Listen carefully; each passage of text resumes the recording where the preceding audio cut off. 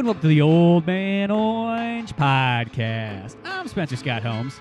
And I'm Dunigan. And before we get too far into it, I mean, from looking at the title and the title card, you probably already know what we're going to talk about later. We're going to talk about returns and all that.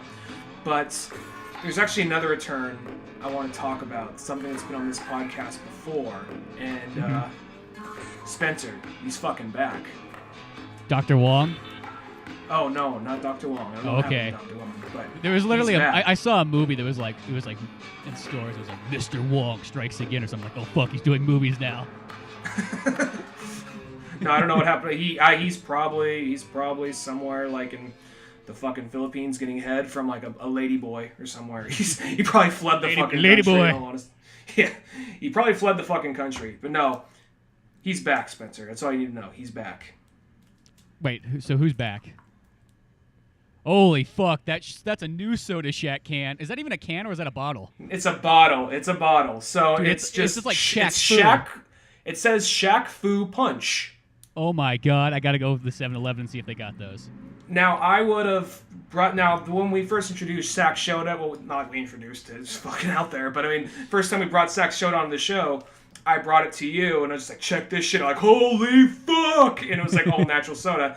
I just see this thing at the grocery outlet, I'm like, oh my god, it's the offshoot, it continues, the saga continues, and I turn around, I'm like, all natural? Really? Well, the first one probably wasn't good for you, but it's probably better than you than most soda. Turn this around, I'm like, okay, filtered water. Second thing, high fructose corn syrup. Oh, okay.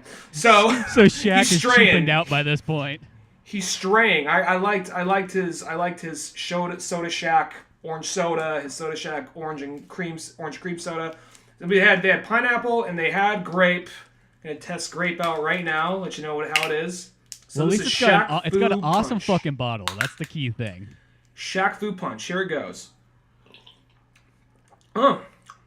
Tastes like every other juice drink ever made. How about that? Yeah, anyway, though. It is made by Arizona. Arizona is not really like... That's like the company that sells themselves is like, a healthy alternative. And then you look at the back and it's like 70 grams of sugar. Yeah, and then well, I'll say this. For Shaq, I'm not even mad or complaining or anything. It's got to be so awesome. Like, at the time, Shaq Fu had to be this thing like... God, what the fuck was I thinking? Yeah, it seemed cool. Mortal Kombat was big. People liked Street Fighter. They wanted to throw me in a video game, said it would sell.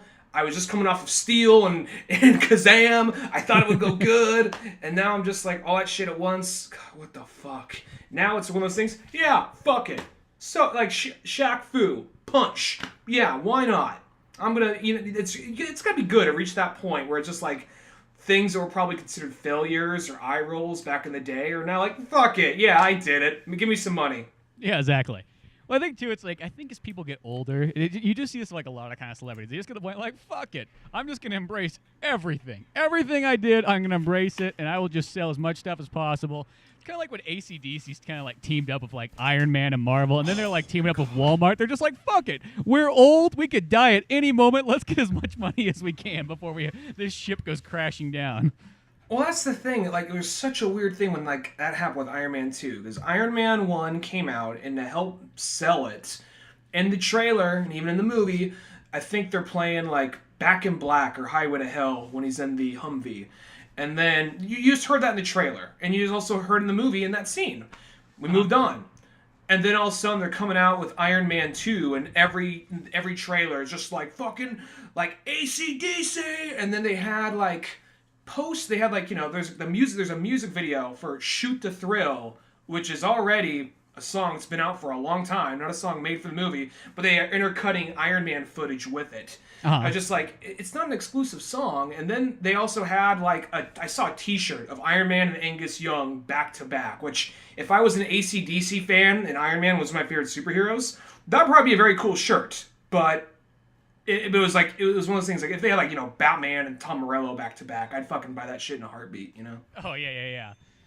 No, yeah, I mean, like, I get it, like, it's that kind of marketing thing, but I think once you just get older, you just get to this point, you're like, fuck it, you know what? Because, when, I think people are, like, kind of like kids, or not kids, but, like, when they're in their, like, youth, it's like, you're afraid that if you make something that like that, you're going to be like, oh, man, they fucking sold out. But when you get old, nobody tells anybody who's old they sold out. Like, You know what I mean? It's like you can just do whatever you want. Who the fuck cares? You're over 50. Do whatever you want.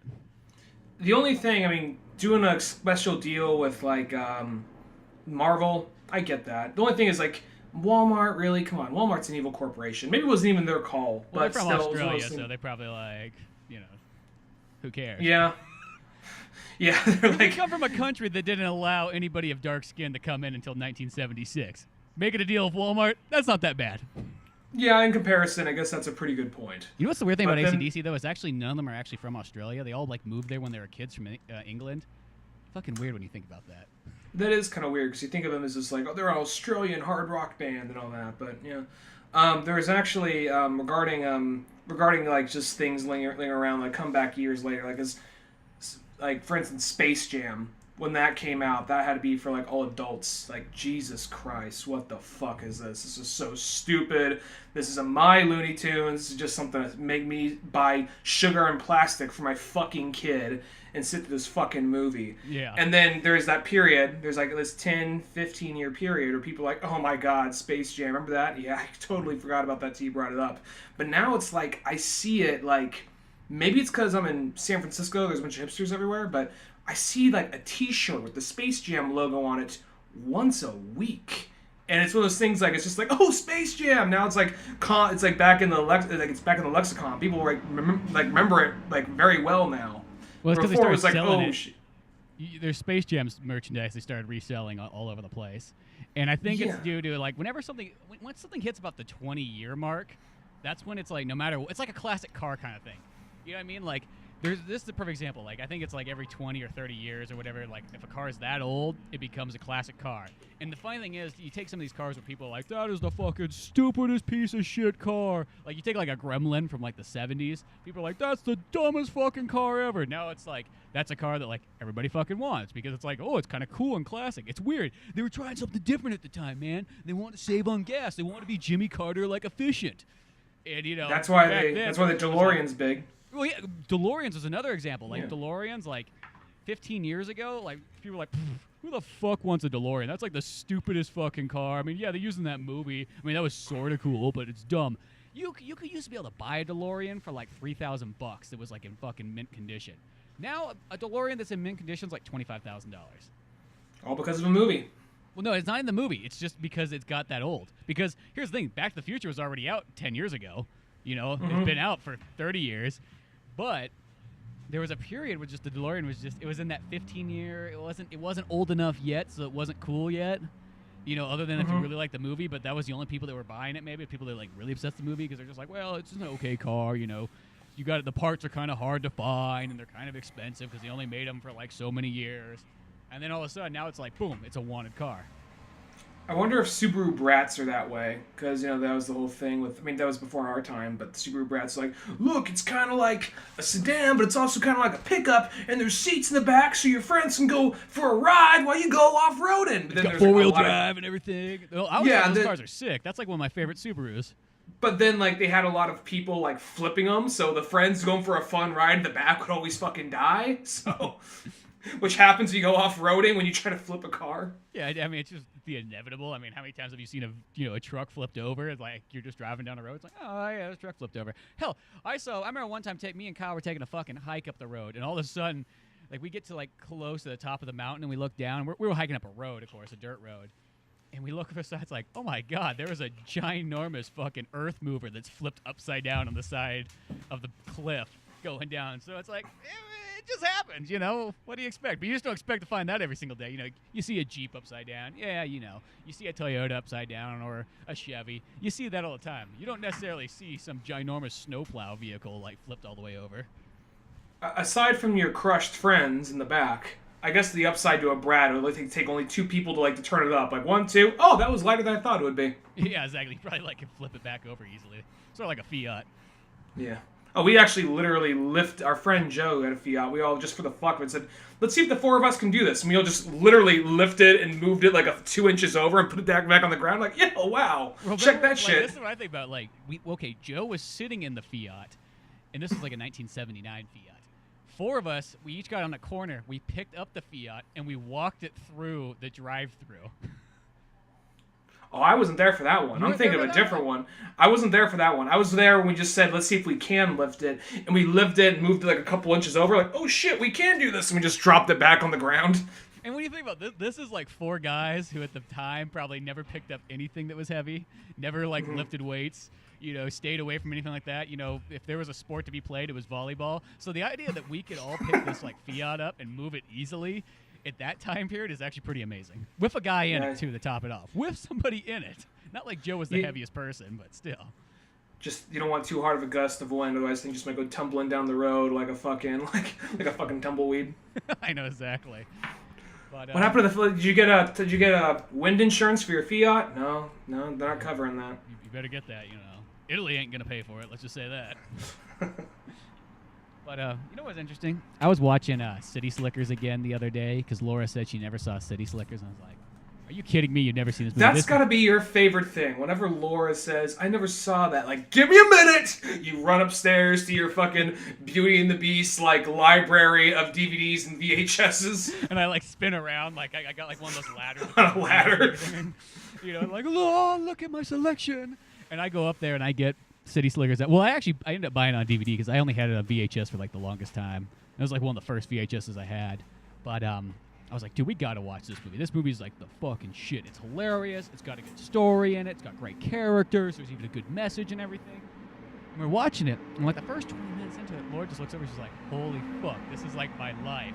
And I never really realized that. Have you ever watched a movie like your entire life and just been like, oh, this is great, and then all of a sudden it's like, oh fuck, it just like hit home like real fast. You know what I mean? Because at first you're just like watching a Billy Crystal comedy where it's like, hey, he's in New York, he's got his friends, they do crazy things on the weekends, it's funny. And then it's like you realize it's like, oh crap, these characters are all kind of having like these crisis moments where they start like questioning their own life and existence. And then it's like, oh fuck, I do that all the time now. It's like, and now that's just a common thing. Well, I think there was like, when you're a kid, you would see those kind of things in these movies and just go like, whatever, it's adult shit. That doesn't have any effect on me. And then now when you come back to like, oh shit, City Slicker had some serious shit to say. No, it's like really is at the end of the day. It's just like, oh god. Like, I haven't seen the movie in years, but I remember like last time I saw it was probably like in high school, and there's that part, and it just seems so like, I'll say this, maybe you can tell me if I'm wrong, but there's a scene that seems very dramatic and very out of left field and very hard hitting, and just like, because there's a part like after Billy Crystal's birthday party, and like the guy from Bushwhack gets chewed out by his girlfriend or whatever, and there's that big awkward silence. He's like, "Who wants cake?" And then we like jump cut to like them cleaning up the party and talking to his wife. And he says, "I don't know, I'm just not feeling so great about this and that." And then she says like, and she says it in a very nice, sweet manner. And I'm just going off memory here. She says it in a very nice, sweet manner, but it's like the harshest shit you could say to somebody, especially on their fucking birthday. Like, you should go with him. Like, well, what do you mean I should go with him on this trip? I don't know about that. I'm a city guy. He's like, yeah, you haven't been happy. You're not going to be happy with this. You're not going to be happy with that. What are we doing here? What are our lives going to be? You know what? We just might have to break up. Whoa, you're dropping that shit on someone on their fucking birthday? You go back. I want you to go to the thing. Go out, have fun, and when you come back, we'll figure out where we go from here. It's like, how the fuck do you go, like, how do you go and have fun when you think, I might be breaking up with my wife when I get home? Well, that's the whole thing, is the trip was supposed to reinvigorate him, because she was going like, you're just at this, point in life where like you're miserable with your job, you don't know where you're at, every year you get older, you start contemplating death more and more, Maybe this is what it is, it's like, instead, he's like, I was going to go down to Florida with my wife. She's like, you'll hate it down there. You hate hanging out with my parents. You'll be miserable the whole time. You'll be bored to death. Go with your buddies. Which, that's a good wife right there. So, you know what I mean? Unlike some of those other movies you watch where they're like, I'm so fucking selfish. Like, I can't let you hang out with your one fucking friend. Well, no, I mean, like, keep in mind, I haven't seen the movie since high school, and I'm just going off what I remember. And when you say it that way, it doesn't sound as bad, but I just remember it being just kind of like, here's some shit. I think we might break up. Wait, what? Yeah, I think we're probably gonna fucking break up unless you go with your friends. So that's just what I kind of remember. Yeah, like, she never really mentions like breakup or anything like that. She does ask. We'll like, see where we go in. She's like, where are we gonna go from here? I got this sense of like, I don't know what's gonna happen to us if you don't get happy. So start fucking smiling. Yeah, it's just like, well, that's what kind of gets to it. It gets to that point where, like, you know, and that's the whole point. I gotta go find my smile. I don't know what happened to it, you know. I don't know what happened to fun. I don't know what happened to like good times and so on. And sometimes I feel like, you know, we all good times on Nick at Night. That's where you find good times. Yeah, exactly. Yeah, you need those good times every once in a while to remind you, like, what life was like when you were, you know, like a 10-year-old black child, or at least that's what you thought you were when you were watching those shows. Like, I'm 10. I can relate. I can relate to the Jeffersons. Moving on up, sure. Never been to New York City, but I get it. But TV taught me everything. But no, it was one of those ones. Like, I was just watching that movie. It's just like, oh fuck. It's like, you know, you just kind of, it's like weird because I thought about it too. I'm like, fuck. I'm 10 years away from Billy Crystal's age in this movie where he's having these fucking breakdowns. I'm already having Don't these, like, tell me that. that was what got to me. I was like, holy fuck, he's only 39 years old in this movie? Like, Jesus Christ. Gonna have the other friend who gets married to somebody that they hate. Gonna have the, you know, there's like the Kyle character pretty much in the movie where it's like he marries like the sports model lady. I haven't seen it in so long. I don't really remember that well. I remember the third guy. He's just not there for whatever reason, and John Lovitz is there instead. Yeah, in the second one. Yeah. Yeah, for some then reason. Curly's back. Like, I'm not Curly. I'm his exact twin. I'm his identical twin brother. I go. Yeah, we need to figure convenient. out Curly back. The second one's actually still a pretty good movie too, but yeah. I remember liking it. Yeah. Yeah, and I don't know because I know that the guy, the friend that's pretty much not Billy Crystal, and not the guy from Home Alone and stuff. The guy with the mustache, the guy I was saying is like the Kyle kind of, the player guy. That guy passed away at like age 50 something. So I don't know if he passed away before that movie came out or if it was like after. So maybe that's the reason why he wasn't in it. I don't know. But well, it's been so long. You know, when you're a kid, when you see an adult that just they're grown up. What's that? Something I won't be for a long fucking time.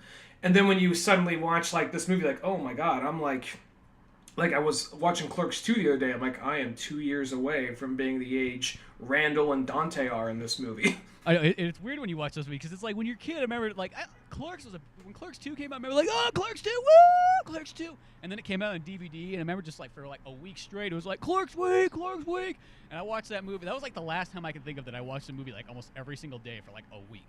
Like, I watched it, like, and I think it's also I was showing it to people. Like, either people were coming over the house, I was fucking showing it to them. We were watching. You show like the Lord of the Rings rant. Yeah, it was like we kept just watching that movie over and over, and that's kind of fun. You don't think much of it. You're just like, oh, it's just an awesome movie. I just love Clerks and everything like that. And then you get to a point where you're like, fuck, you know, maybe you're getting close to that age. Because you know what's actually an interesting thing about City Slickers is even though those guys are from New York, none of them have like real like. You know, it's not like they have like fucking like those stereotypical New York jobs where it's like, you know, like, oh, I got this personal training, you know, business where I'm getting paid like $500, you know, an hour or something like that. No, it's like one guy's fucking like the head of like a supermarket that his wife's father works for, so that's not nothing. The other guy's fucking a sports salesman or like a sporting goods store salesman, and then even Billy Crystal, it's like he's got a job at a radio station. Yeah, that probably like took some college or something like that, but you know, he's just a guy who's just marketing like ad space on there, so it's not like he's a disc jockey or something like big. None of them have big jobs, you know what I mean? I remember feel when like that plays, makes it kind of more relatable too. It's even though they're in New York, they have, you know, regular people jobs. I remember when he like what was it? It's been so because I love that movie as a kid, but I haven't seen it like I said since high school. I remember there's a part where his boss brings him in. He says like, yeah, apparently there's a lot of accidents that happening around like 6 o'clock. You know what also happened around 6 o'clock? They played Pizza Guy. It was like obnoxious loud. Pizza Guy, it's a pig and a pizza. It's a guy. It's like, yeah, it's got like the most like. You saying they're connected? I know, it's like. And then he has that whole like breakdown in the class to all the kids. He says like. Yeah, Jake Gyllenhaal's like, he's like, yeah, my dad, he's like, I can't remember what he says. He says something like, my dad does something else. He's like, my own son, he lied about what I did. I just like they got the most like blue collar guy that's in there. It's just like his ass cracks just showing. He's like, so kids, let me tell you this. When you're working around a crane, you got to be very careful. Shit's going to happen. And of course, the teacher's like, oh, Jesus Christ, not this father again. He's like, well, the other day, this stupid broad come walking up. And I'm like, hey, lady, hey, what are you doing? And she just keeps walking in, not paying any fucking attention. And the next thing you know, she walks right under a crane, and it falls on and breaks her fucking legs. I just like going to this kid. Because, as a kid, that's the guy who is going to be way cooler. Really, realistically, that guy doesn't really have the greatest job. I mean, he's probably getting paid pretty darn well, but at the end of the day, he's just got, the crane job. But I like how it just like gets the boys like, yeah, and I had to fucking lift her up, with superhuman strength, because you can get that when a moment happens. Like he gets to the end of the story, he's like, yeah, he got out, she's okay, she's totally fine, but the moral of that story is there might not be somebody like me to save your life, so don't be fucking stupid. And I don't remember that part so much, but I remember Billy Crystal goes up there. He says like, and he gets the guy who's like, top that. It was kind of thing. Yeah, and he goes up there. And then he's getting up there. He's just like, yeah, well, so I work at a radio station. Oh, so you play the music? Well, no, I play the commercials. Oh, so you make the commercials? No, I just choose when they play. And then he just breaks down. It's, kids, this is the best time of your life. What's going to happen is you're going to hit your 20s. Everything's going to be good. Then it's going to start to go downhill. Once you get married, just breaks down in front of all these children. It's like, you get to your 40s, and you start having a midlife crisis. Next thing you know, it's like goes through like each decade and stuff like that. Like at the end, it's like, and then you're 80 years old. You're in like, you're in a nursing home. There's this Jamaican, nurse that comes by. Your wife fucking hates her. You refer to her as mama, and that's where you end up at. It's just funny, just like that, total like that. But like sometimes it's like, you get to that point every once in a while. It's like I guess that point where it's like, what's the purpose? Why bother? Why even? Like you literally get to like the wallaby. That'll be like our thing. But you get to the wallaby. Where do you think think wallaby comes from? Yeah, where you just kind of start going like, is there even a reason to get up in the morning? Why? Question it. Like, why? Yeah, you do reach those. I think that's just being human. I think people just like, I think you could. I don't know.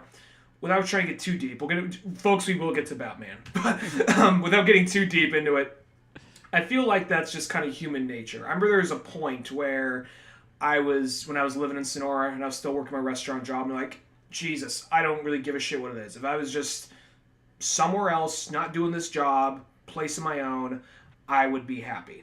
And I'm doing that now.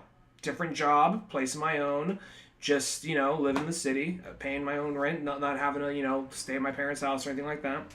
And now it's just one of those things, you still get that thing in the back of your head, though, that's just kind of like, I just think we just want the next step. I think that's always going to be there to some extent. It's always going to be the next step. And I think some people can just achieve like, you know what, this is all I need. I'm happy with that. The only thing is, if that thing somehow falls apart, then it's like, what now? I think that's the kind of danger with that mindset. Like say, you know what, I got my wife, I got my, my farm, that's all I need. But then one of those things goes in like a, wildfire or something like that. Wife or the farm, I don't know. Wife or farm, or both. You never know. Yeah, or both at the same time, tornado, whatever.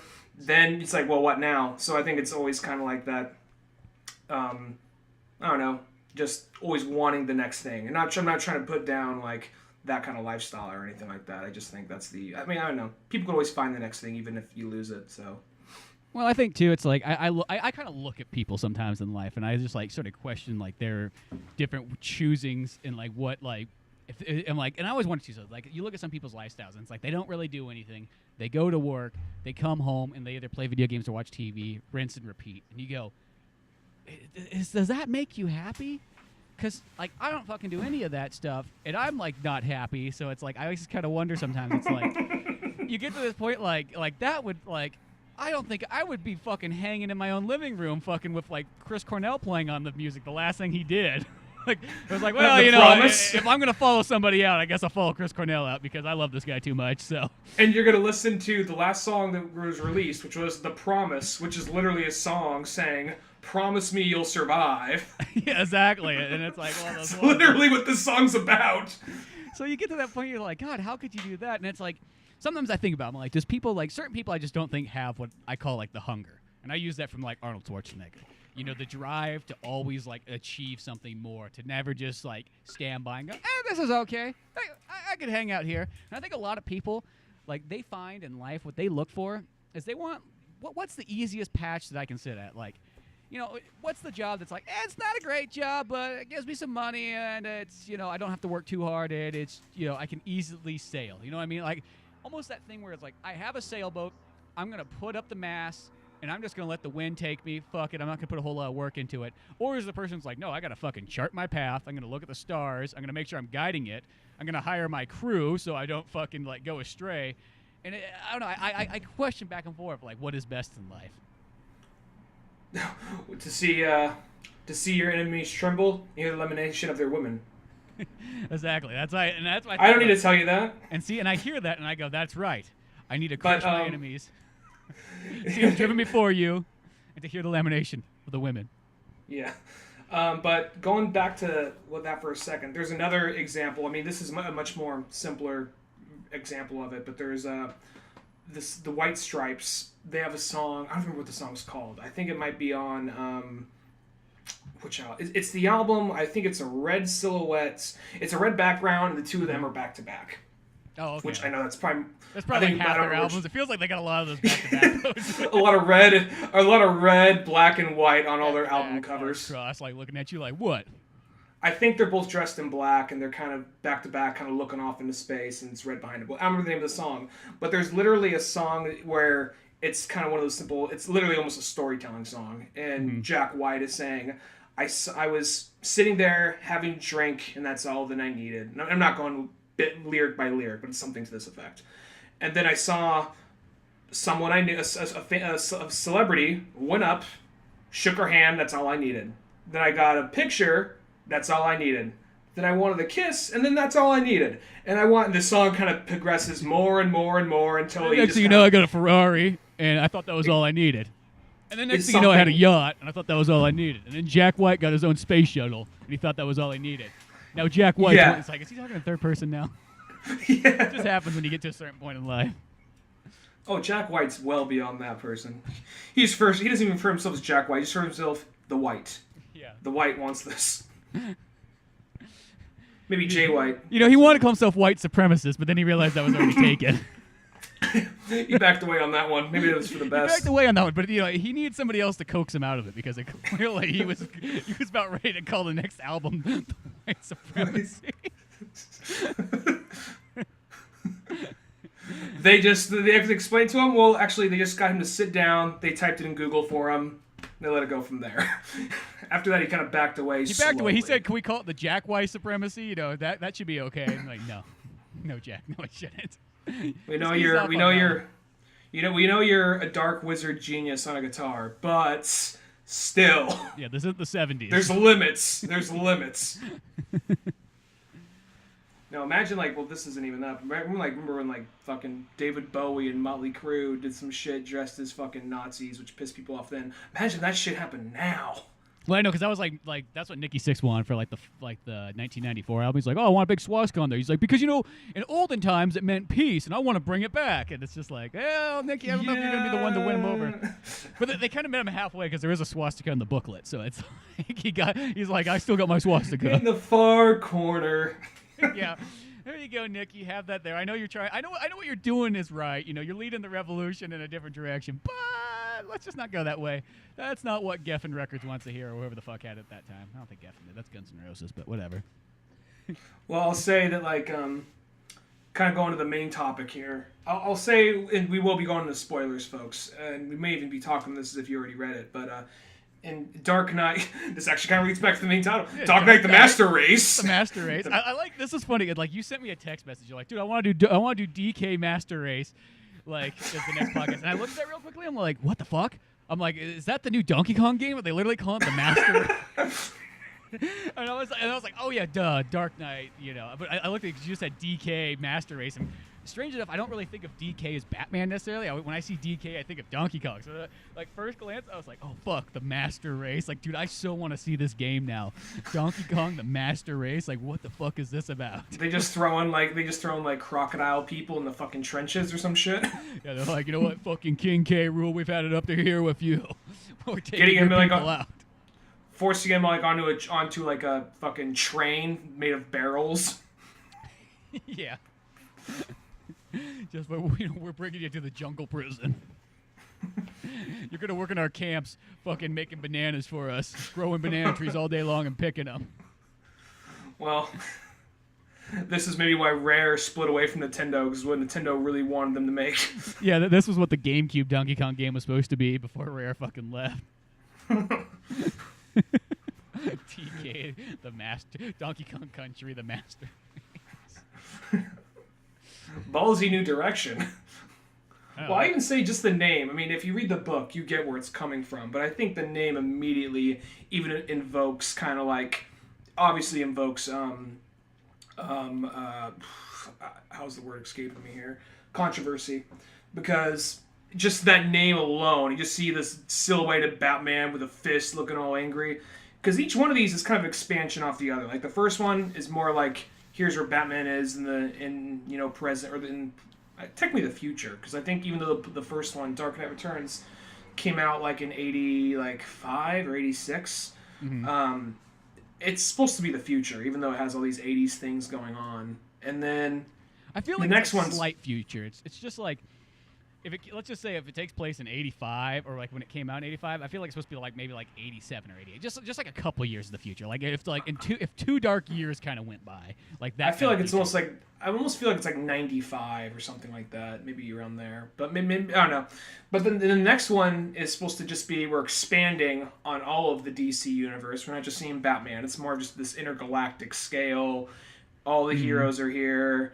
Here's how fucked up everything is. Still bringing in the media and all that stuff. And then the third one, it seems to kind of bring in that, like, doing that again, but more like kind of like in a little bit more of an optimistic tone. Because even though all three of these books have kind of like a dark feel to them and like present dark themes, like battered and worn down heroes.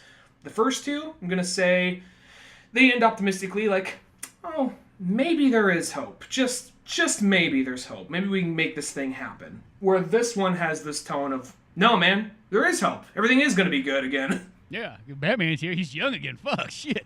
All my problems are getting old and wondering what I was going to do and can I still do it? They just all went, God, shit, I should have listened to Ra's al Ghul, like, in the very beginning. He obviously knew what was going on, and I just put him aside like he was just a crazy old man, like what all young people do. You look at an old person, especially a guy who's like 600 years old, you're like, God, he fucking must be way senile by now. Shit. You know what I mean? Like, I saw what my grandpa was like, and I know he never gets talked about in these books, but shit, he was like fucking old, and I couldn't understand what the fuck he was saying when I was a kid, I was also to the point where it's like, when my parents died, I was like, shit, they should have just killed grandpa. That would have been better, you know what I mean? Fuck it. Like, he needed to be put down, like, just like how Ra's al Ghul, I don't kill people, but I thought that, like, if I was going to put somebody down and finally kill somebody, I mean, like, Ra's al Ghul, he had his time. I mean, he's pretty much fucking, like, dead, but shit, I didn't know if when Supers threw me in there, the Lazarus Pit, it just, like, restarted everything. Like, literally, it was like pressing the restart button on your PlayStation. But keeping all your saved data from your life. I mean, fuck. It's awesome. It's so cool. Now, and hell, fuck it, I don't even need a boy. I learned that I work better when I got another woman by my side. Maybe when she grows up, fuck, I can, like, marry her, and have, like, kind of that weird... Cool Woody Allen. Yeah, I'll be, like, kind of like Woody Allen. Shit, I don't... Why not? Raise her into being the perfect woman. Now going to Lazarus Pit, we're practically, like, the same age now, so it's okay, right? Just saying. Nothing weird about that now. It's not like a 16-year-old man and, like, a 13-year-old girl. I mean, that's fucking weird. You can't just talk about that to people. I'm no longer her bat dad. I'd be her bat friend. Yeah. We'll be like friends with benefits, sort of like how me and Alfred are. How sometimes, we go in the bathroom and just fucking jerk each other off and just not say anything about it. Oh shit, did that just slip out? Oh fuck, I forgot I wasn't supposed to say anything. Shit, Alfred's gonna still kill me now. Oh wait, he's already dead. Fuck him. Oh yeah, fuck, I guess it's okay. But that's right. I feel... Alfred's been dead for 2 books, that's right. Yeah, shit. I had to, I mean, whatever, It's not like me and Jim Gordon do that, Just saying. Just saying. You always wonder, It's like, been in we the say we're air. going for coffee, but are we really going for coffee? You decide. You decide. Stories at 11. But, You can almost say, I don't know if your book, because you have the graphic novel and I have like all the single issues. Did yours start off like with the kind of like the precursor story of like what happened to Jason? that was a separate book I bought altogether. The one where it's all drawn by John Romita Jr. So that one's not in there. No, that was a separate book altogether, which I bought, and that's the one where Well, yeah, it's but like, I mean, it came out during it came out in the same run though as that, so it's not really came a out separate during book. that time. I mean, I still feel like it's part well, of that. It's more like I a side think story, I guess. it's a side story, but I guess it's not totally necessary for this story because it's a prequel story. So just double checking for because I think it was they had the Dark Knight Master Race book, and that had like a little like booklet inside, which had like, okay, here's a side story Frank Miller drew of other characters, what's going on, and then they had that like middle mini story come out in the background separately, and I had to buy that one separate, and that's just like, here's a fun, actually not really fun, really dark sad story about a boy getting killed. Yeah. No, I like that. It's kind of like just like a sort of different take of like a death in the family, just a different variation of it, the Frank Miller one. And that one actually, I think, is actually one of the. It's probably I actually like that book probably more of than all the other issues. That one's probably my favorite issue of the whole series. Like that story right there is just a cool little like story and kind of like in-depth way into looking at Jason and sort of giving him like that kind of like hard edge. It's like he's very similar to Batman. The only thing though is he almost like enjoys like the violence more. And I like how Alfred's always like, "Well, sounds like somebody I knew who was young." He's like, "Shut the fuck up, Alfred." Well, it did get a point. I haven't read that book in a long time because that book came out in graphic novel way before this. Well, it's one not did, even like. so. Did it come out in a graphic novel? I have it, yeah. Oh, that's weird. Because mine's just like it's just like a single issue. I mean, it's a thick single issue. It's like a 48-page single issue, but. Yeah, mine's in a hardback, so maybe that's the thing. But I thought maybe it was like a 2 or 3 issue run or something like that. No, but it was just one like thick book, about the size of 2 issues of like Dark Knight Master Race. Okay. Well, yeah, that one I haven't read that one in a while. I should have probably picked that up before we did this. But that was a good one. But it was also one of those things where it was kind of getting a point across that like Jason, kind of like. Now they brought it back around. No, Jason Todd is a good guy. Where when they first brought him back, they were trying to bring in the aspect like he has a couple honorable traits, but he's mostly a violent person who just needs to punch something, and this is his outlet. Where now they've kind of made no, he's a hero. He's a hero. So they've kind of steered away from that, and this looks like it's kind of going towards the original thing, where he's just an angry, misunderstood kid who just wants to punch something, doesn't care what dad says. Well, I think it's one of those ones, like, really what it is, if let's say if he didn't die, like, and this is the Frank Miller version of it, it's like, I think he would grow out of it. I think that's just supposed to be, because, like, that was just, like, an angry youth, thinking that, like, yeah, if you just punch it harder, it will stop him faster. Not realizing that, it's like, I feel like the finesse that comes from time of, like, learning how to fight crime is where you realize that, no, you don't need to fucking throw a batarang into some guy's fucking arm so he's, like, disabled for life. You could just knock the weapon out of his hand, and things like that. And I think that it would have grown out, but it's just that kind of story of, like, fucking Robin getting to the point, or Jason Todd Robin, where it's like, you know what? Fuck it. Maybe I can do this on my own. If Batman can't fucking do it because he got all beat up, like, I'll go out there and I'll fucking track down the Joker myself. Oh, wait, that didn't work out. Well, now, wasn't that... I'm trying to remember the villains they used in that, because it's been some time since I read it. Batman goes up against... The villains in that, I think it's Croc, Ivy, and Joker. Bane's not in there, is he? No, Bane's in there for a second? There. It's Croc, Ivy, and Joker. Yeah, Croc. Yeah, Ivy's in it for just a little bit, and then Joker, he's there. It's not like anybody's really battling Joker, but like that just becomes like the very end of it. Joker finally gets let out. He and like I think he also he helped orchestrate the like Jason Todd's assassination. Yeah, I think cool because when he shows up to like the Joker's place, and of course there's all these other Joker like guys standing around with fucking clubs. And they all beat him, and that's how it ends. Yeah, just very bleak.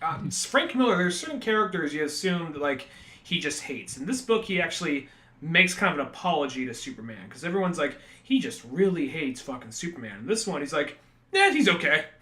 Yeah, he ain't so bad. Get around to it. It's just like, hey, whatever. I come to understand him. We had a few beers, we get each other now, we're bros, super bros. I know, which I will say that's like the only kind of downfall to Frank Miller though. Is I feel like he's like the guy that created a lot of people's opinions of like, yeah, Superman fucking sucks, you know. Because you see that so much now. It's like even like in Injustice too. It's like God, like these guys fucking hate Superman too. You know what I mean? It's like I don't know what it is. Sometimes I feel like Superman just gets the fucking shaft anymore these days. I feel like the whole thing was people's feelings towards Superman. I feel like it's partially this book, but he just pointed something out. He pointed out like he's like he said like he doesn't really. I heard him in several interviews. Like, no, I don't really hate Superman, but part of me does hate him in that aspect. 'Cause what is he? He's the pretty boy who always gets the ladies. He has all these powers. He's good. He never really had to work for any of that.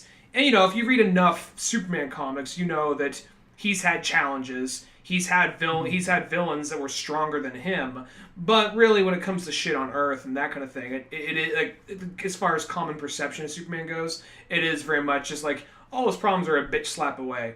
So I think I kind of see where that is, but most of the people who just be like, oh, Superman's just lame, he did nothing's very challenging, like, have you ever read a Superman comic? Well, no, I just seen, okay.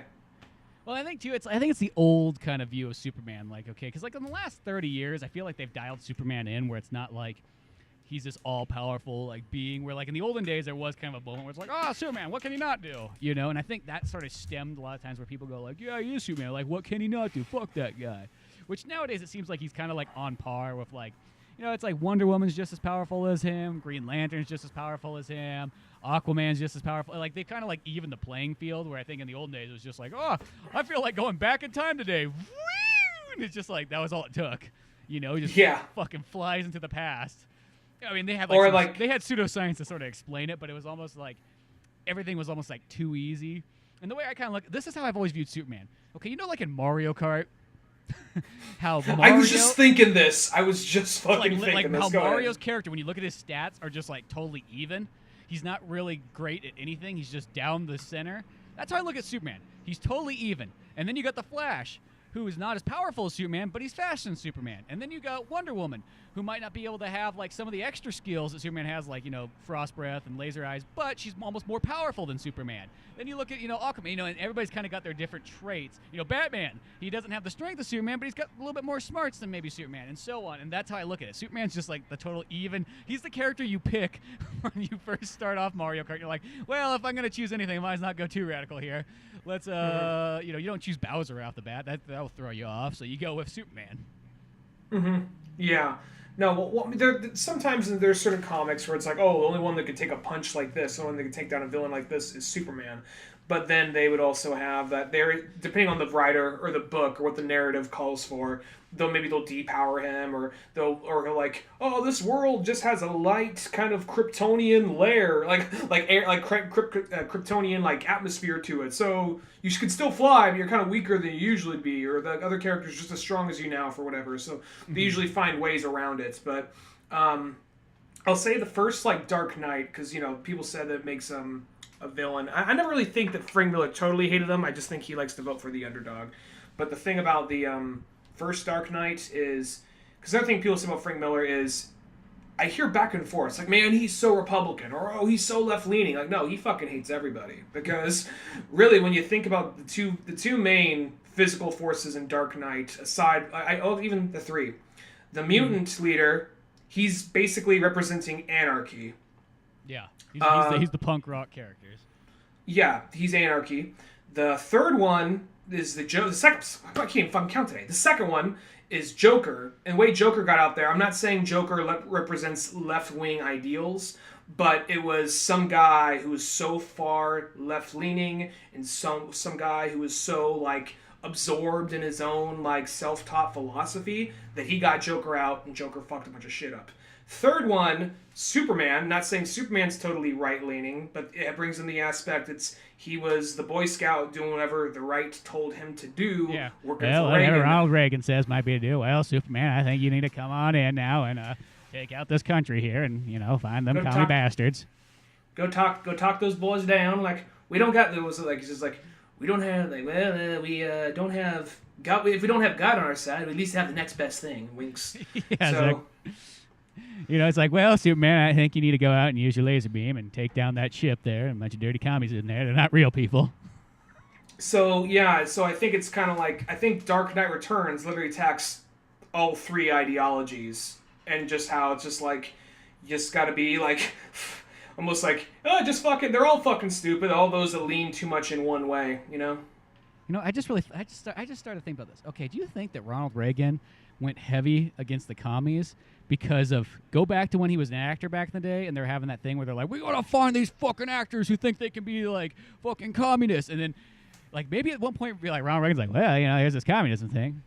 Looks like it might want to check it out, see what's going on, and then all of a sudden it's like this Red Scare goes, and he just like, you know what? The only way that people can never know that I was one time looking into this, so I'll just go fucking hardcore against it. Against so nobody will ever go back in time to believe and assume. Very. One day I went to one of these fucking meetings with George Clooney and fucking did it. Did you? I don't know if it's the newest episode of South Park. If it's newer. Did you see one of the more recent episodes of South Park with the whole Christopher Columbus thing? Yeah, that fucking episode was amazing. I just love it. What makes me laugh too is there's a Native American guy on there, and the guy that I do all kinds of like video editings and for and everything like that. It's like fucking that guy was like identical to him, like the way he talked and looked, and it made me laugh so.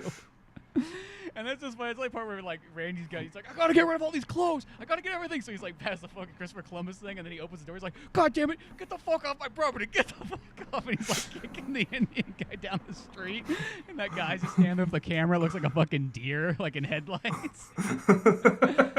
I just love that it's like there's a guy who just was so fucking obsessed with Christopher Columbus Day. And what was also just made me laugh so too is how pushing the against kids it. were like flipping out. Because I remember like, because I don't know if like Trey Parker and Matt Stone didn't realize this yet, but it's like, okay, that happened like 15 years ago. Because I remember being a kid, like, oh, they're fucking taking away Columbus Day. We don't get that off anymore. What the fuck? Because Maybe it's different states.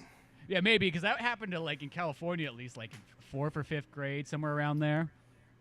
Because my nephew, before he moved to California, he lived in Reno, and apparently in Nevada they get Halloween off.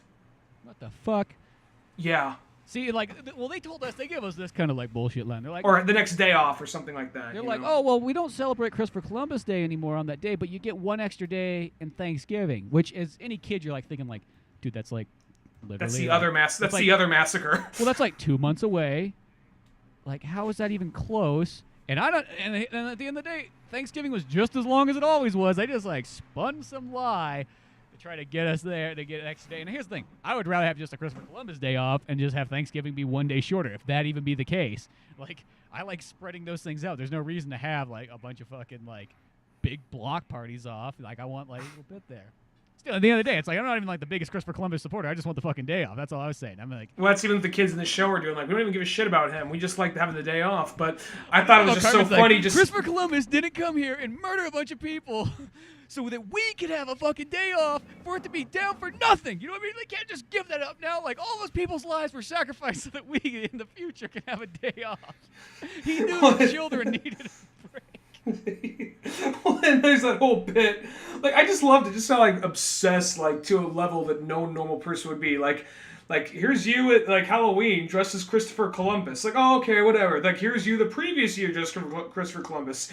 Here's you at your wedding day dressed as Christopher Columbus. It's okay, I was into Columbus. A lot of people were at the time. Like Randy. No, they weren't.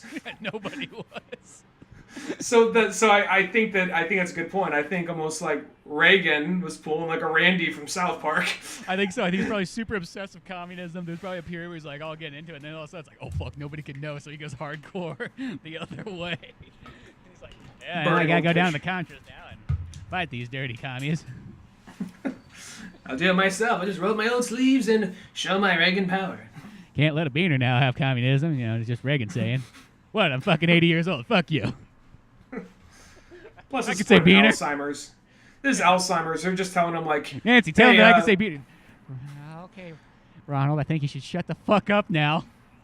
We just tell him not to do drugs. Yeah, keep telling him not to do drugs. You know how Nancy hates drugs. Why does Nancy hate drugs so much? Well, when Nancy was 20 years old, fucking hanging out with black people, smoking weed. She's like, oh god, now this is where this is going to. Why is she so hardcore against drugs? Oh, there was a period in her life where she was just doing coke every single fucking night. And listening to a lot of Bob Marley. Yeah, made some fucking. Well, I don't know about Bob Marley at her age, but.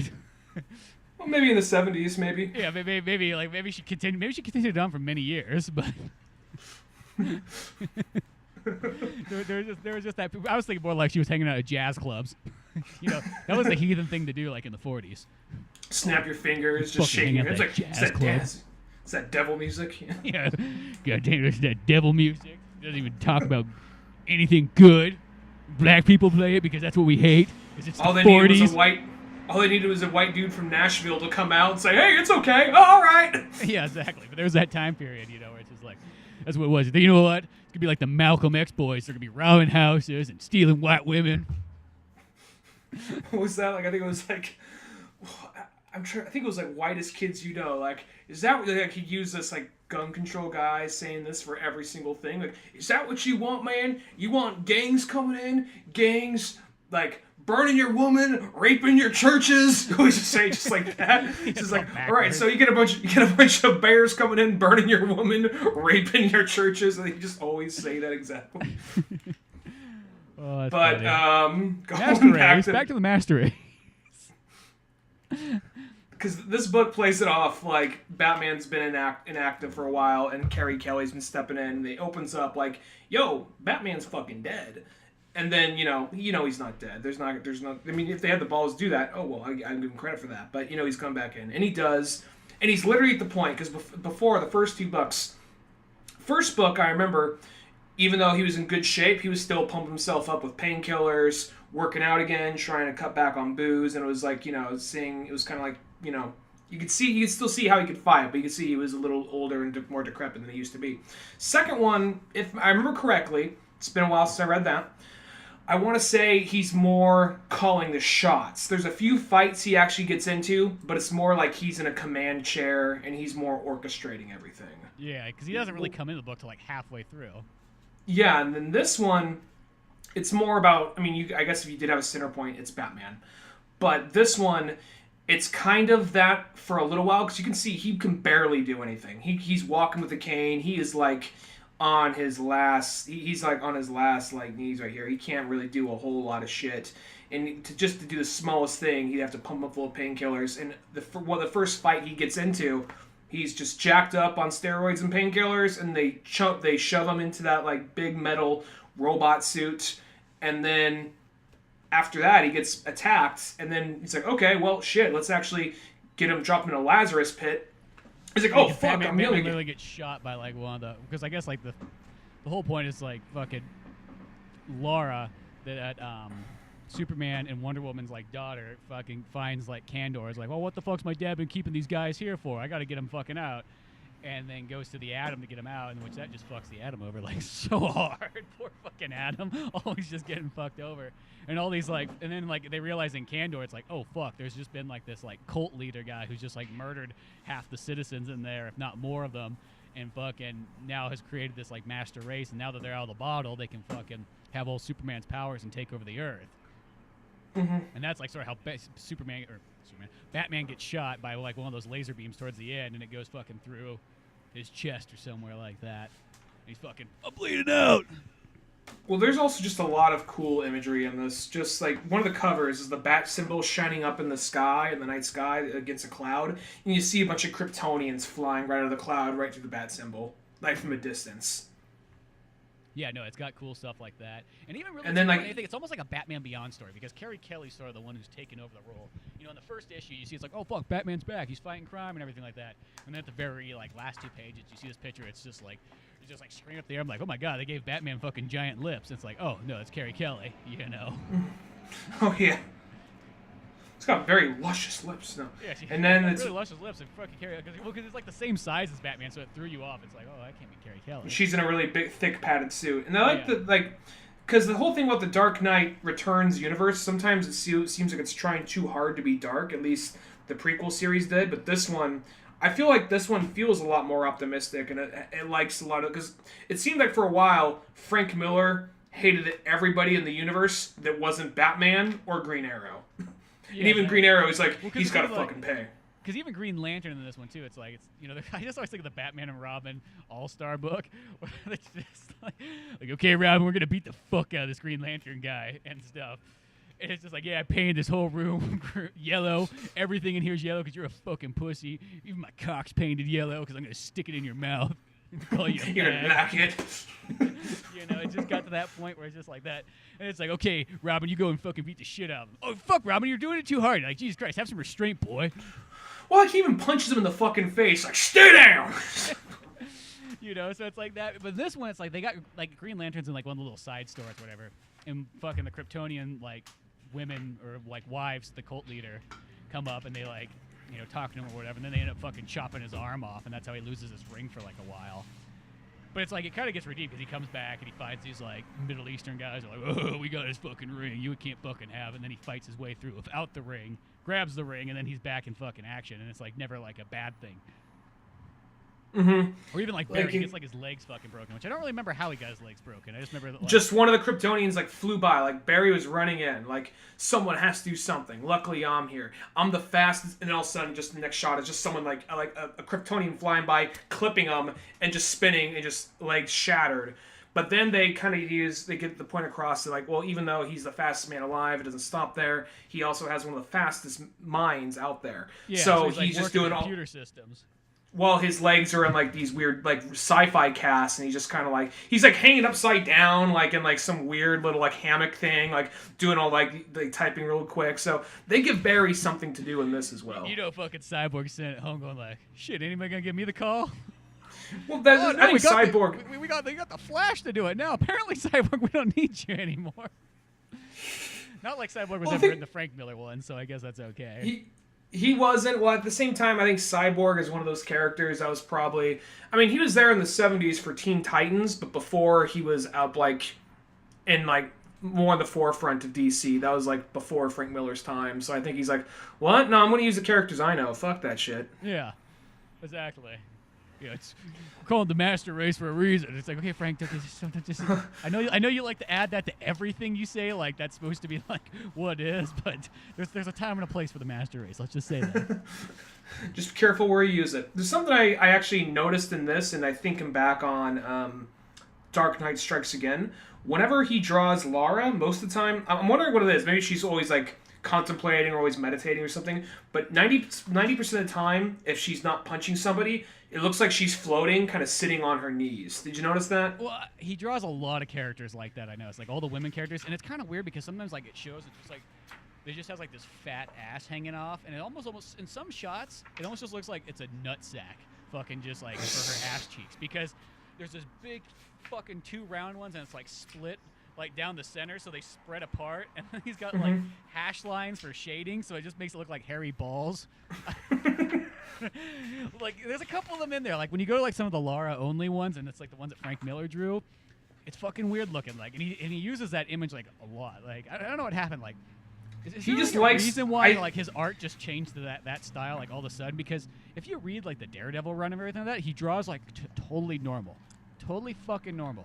Dark Knight Returns, that one's like, it's got his own style to it and things like that, but it's still kind of normal. I mean, if you look at it first glance, you kind of go, oh, fuck, that's way too out there. But you realize later on that's normal. And then it's like, from Sin City on, he's just got that weird artwork style that just, it looks like it's like a guy who's like 25 years old who didn't really have a whole lot of art experience, almost like totally like punk rock style.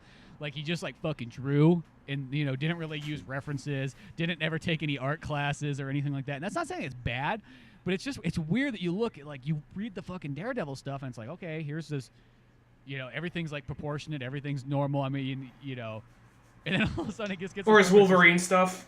Yeah, or like that stuff too, where it's just like, yeah, it's like it doesn't have like, really, if you put that side by side to somebody who didn't know, you would never know that's the same fucking artist. Well, plus it also has this thing of, I think, because when I first read Dark Knight Returns, I'll be honest, I didn't like the artwork at first because it was just different from anything I looked at. But as time went on, I really grew to really like that artwork a lot. And looking back on it, most of the stuff that looks really bad or really weird within Dark Knight Returns, it's usually the TV announcers. And it's because he doesn't want you to like them. He wants you to be irritated by them. He wants you to roll your eyes at them. So a lot of times he'll draw them really quick and really bad, as if they're like unimportant and trying to get on to the next thing. Yeah. And I feel like, because you look, he has a lot of love when trying to draw Batman or Carrie Kelly or Joker or Superman. Uh-huh. So I think that, when he gets to strikes again, that's after Sin City.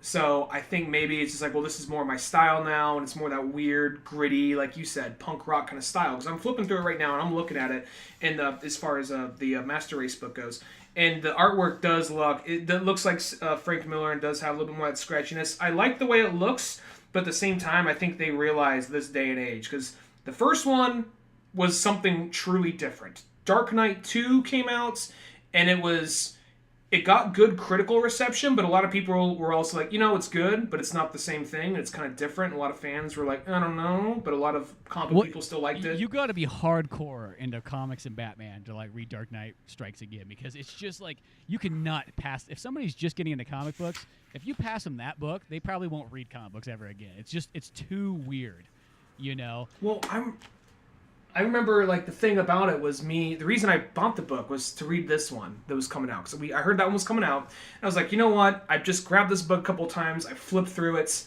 I can't tell what the fuck is going on. It's just so weird, the art style.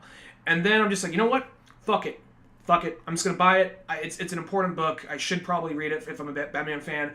I'm just going to get it. Because I was almost not afraid it was going to ruin it for me, but more of just kind of like, I like Dark Knight Returns so much, and this is so weird looking, I don't know what the fuck's going on. Then I read it, like, okay, well, this is a book where you actually kind of need the narration. Because you just look at the picture, but then you read the narration along with it, like, oh, okay, that's what he's in. Oh, that's not Superman, that's the Atom? Okay. It's like, because you just flip to a page, you're looking at it like, what the fuck? There's some, like, bearded naked guy wrestling an octopus at the beginning. What the fuck is going on? And then all of a sudden, like, oh, that's the Atom, and he was shrunk down and kept in a lab inside of, like, a petri dish fighting some parasite for, like, the last 10 years, and now he just got out. It's not very obvious right at first glance, but with the narration... with the words, that it fixes everything. But the narration, as well as, like, the drawings it did have, like, okay, it pieced it together. And as it went on, I liked that book a lot more. And like, oh, you know what? I wish they gave this book a chance sooner, because I do like this book. But, it's also... It feels a little unbalanced, because apparently he was writing that with something else in mind, and then 9/11 happened. And it's just like... It just brings in, like... I'm reading this, like, why the fuck... Oh, right, this came out then. And yeah. But it was 9/11 without saying 9/11, so... It also, like, the other thing makes that art kind of interesting, too. It literally looks like Frank just discovered, like, a fucking computer. Because, like, all this stuff's like, oh, my God, you can make a gradient like this? Like, because it just looks so like it was colored with a computer. And here's the thing, Frank probably didn't even color it. So probably Frank had his buddy who just discovered a computer and then had him color it. I think it still has Claus John, or whatever his name is, Claus Johns? Whatever, still inking it. But. Yeah. They're just like, hey, Frank, have you heard of MS Paint? What? Yeah, because it literally has just a look of, like, totally, like late 90s fucking a coloring program, and it's like, you see that with a lot of books, like, in about around, like, 2000 to about, like, close to mid to maybe a little bit late 2000s. You can, like, spot them right away. There's just that period when, like, and here's the thing, maybe in, like, 20 more years, you'll look back at that artwork and be like, oh, dude, that actually is kind of cool looking, when you can see, like, the Windows 98, like, fucking artwork. But it stands out so much. And maybe that's, like, no different than, like, you look at other generations where it's like, you look at something in, like, the 70s when it's shot, like, on a 16mm camera, like, it takes you back to that moment. Because you're like, oh, fuck, that kind of look. I mean, obviously, yeah, compared to, like, everybody else who's shooting on 35mm, it didn't look good at the time. But in hindsight, it's like, oh, that gives it kind of a cool, unique look. And maybe that's even, like, how I feel some of that, like, early digital artwork's going to look. It's going to be kind of, like, looked upon fondly at some point. Mm-hmm. Yeah, and... his art style in this one, it still definitely looks like Frank Miller's art style, but it's not one of those things. It's not the main thing selling the book. I think it's mostly Andy Kubert doing most of the artwork, and then when we get to, because what happens is when the original issues came out, it was Brian Azzarello and Frank Miller both writing it, and Andy Kubert doing most of the artwork. And then it went on to, okay, here's a little side, shorter story where Frank Miller's doing just an artwork on just like a side character. It comes with a little mini book of just its importance to the story, but here's one about the Atom in the Dark Knight universe, here's one about Wonder Woman in the Dark Knight universe, and it all links together. And that's where it looks like Frank Miller doing Frank Miller. And the art style, I think it kind of carries on to this to some extent, but at the same time, I think it also looks like, 'cause it still does have like this weird, crazy, abstract look to it in some panels, but I think someone really sat Frank Miller down like, look, Frank, we love it when Frank does Frank, but we just gotta sell this fucker. So you could still draw, you could still do all your crazy shit, and yeah, you could always have an image of a girl in spandex bent over from the back, or like sitting always. I think he's got a thing for drawing like woman like that's why I think he always has Laura just kind of like floating there, like she's always sitting, and it's always like from an angle from like her ass usually most of the time, like, or she's like ass bent, view. Yeah, most of the time.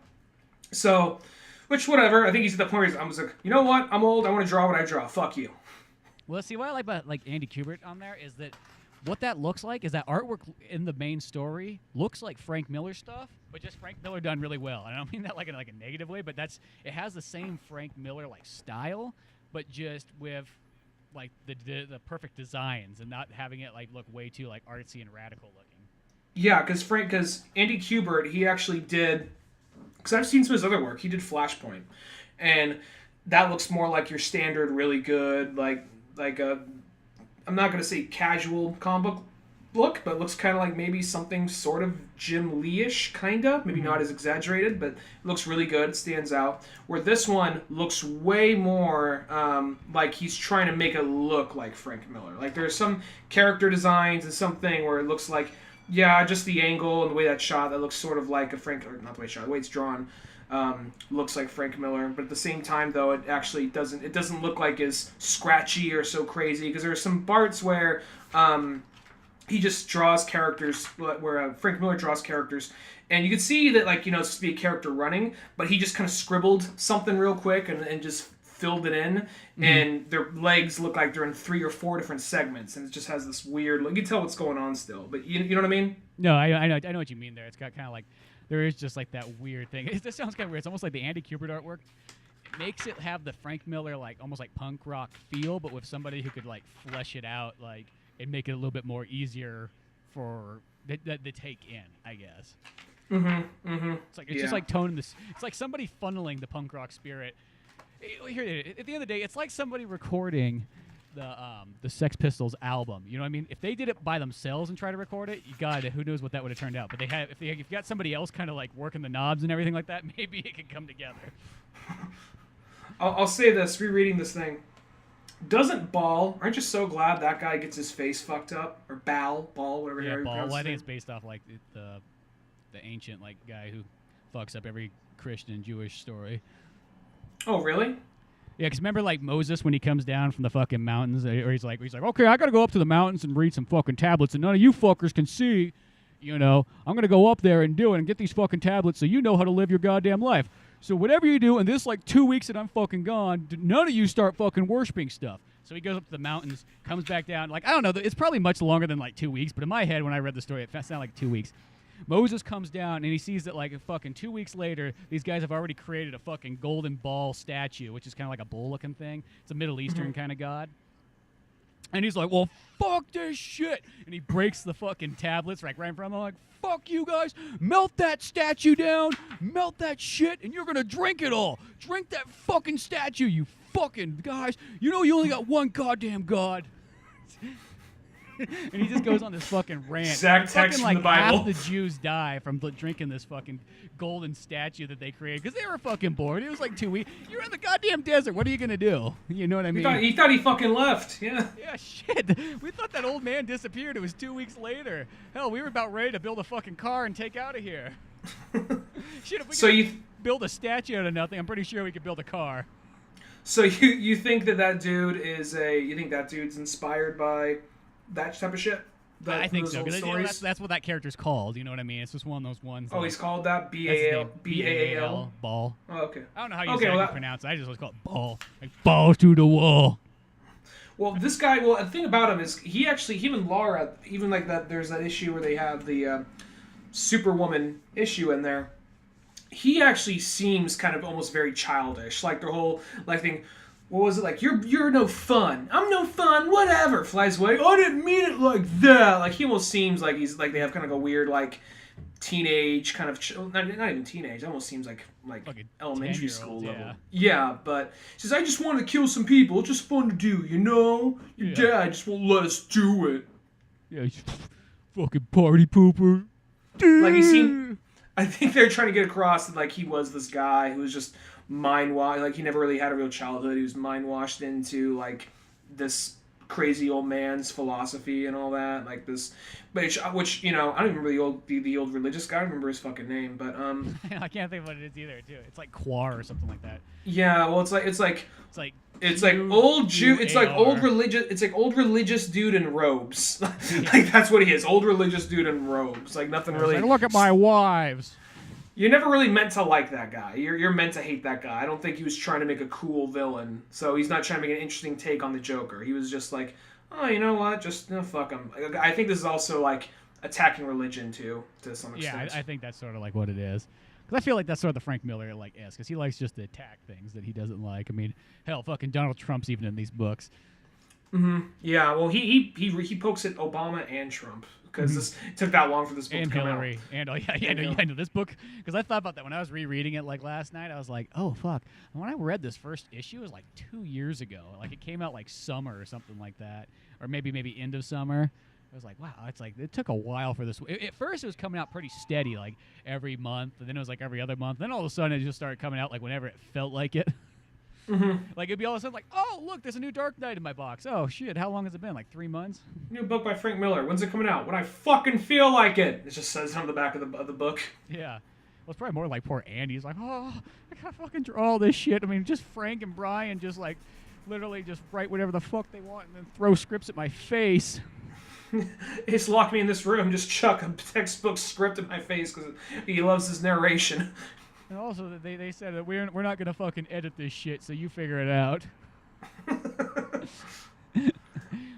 Well, I just like that part because like whenever there's that young, like I'm gonna show you, you're the past, old man. I'm gonna show you up, and it's always kind of, I think that's why the character's meant to be there, just to be a very arrogant little shit.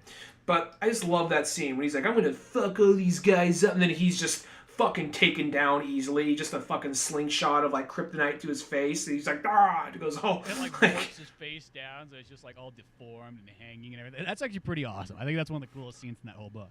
I was like, yeah, Jerry Kelly just fucking whips out the slingshot. It's like, fuck yeah. Yeah, just brings that back. Like everything, he's like, you just gotta bring back the slingshot at some point. So I know, no, it's totally cool.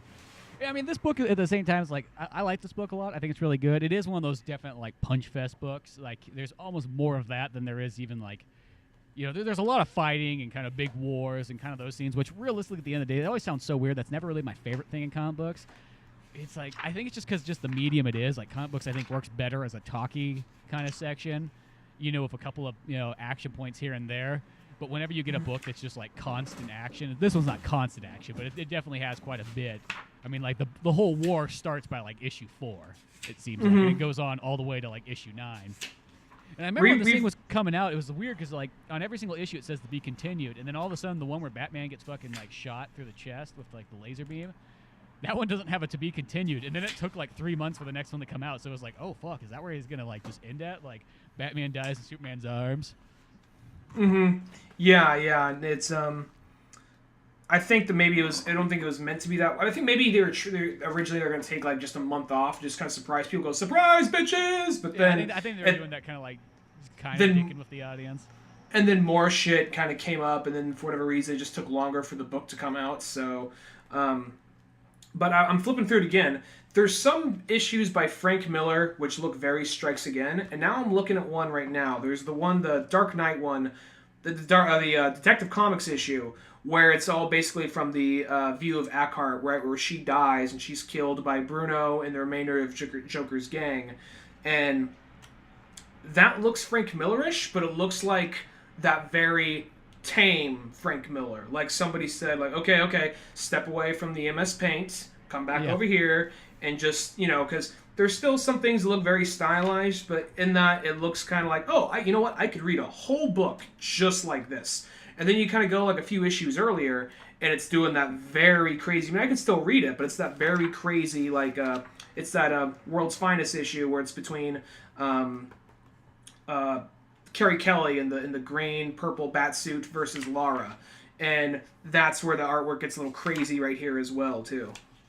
Yeah, no, it's kind of weird because like sometimes like I would look at the beginning pages and like the artwork would almost look really fucking good. I go, that's probably not Frank. I hate to say that. It's like that can't be Frank Miller. And it's like, oh fuck, it is Frank Miller. But I think what happens is like he'll draw some pages really well, and then he just gets almost like lazy and goes with like that kind of artwork. Which once you get, it doesn't look bad, but you know, it's just kind of weird how it can go back and forth in the same issue. I noticed it's actually I was off on that one. I was looking at the back. I'm thinking of the back row one. Back row one where it looks full tilt. Dark Knight Strikes Again.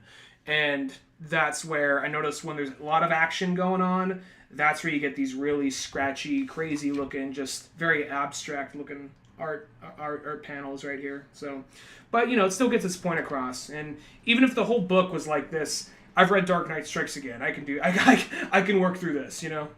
Yeah, no, and it's one of those kind of books that like, because here's the thing: when this book first came out, or like the first issues came out, there was all this big buzz about it, but then it kind of just petered out, probably because it took so long for the book to come out. Like, I mean, this thing came out in graphic novel form, and I haven't heard anything about it. You know what I mean? Like, I didn't either. I just walked in one of my favorite comic book stores. I just saw it there, like, oh, okay, this is here, yeah.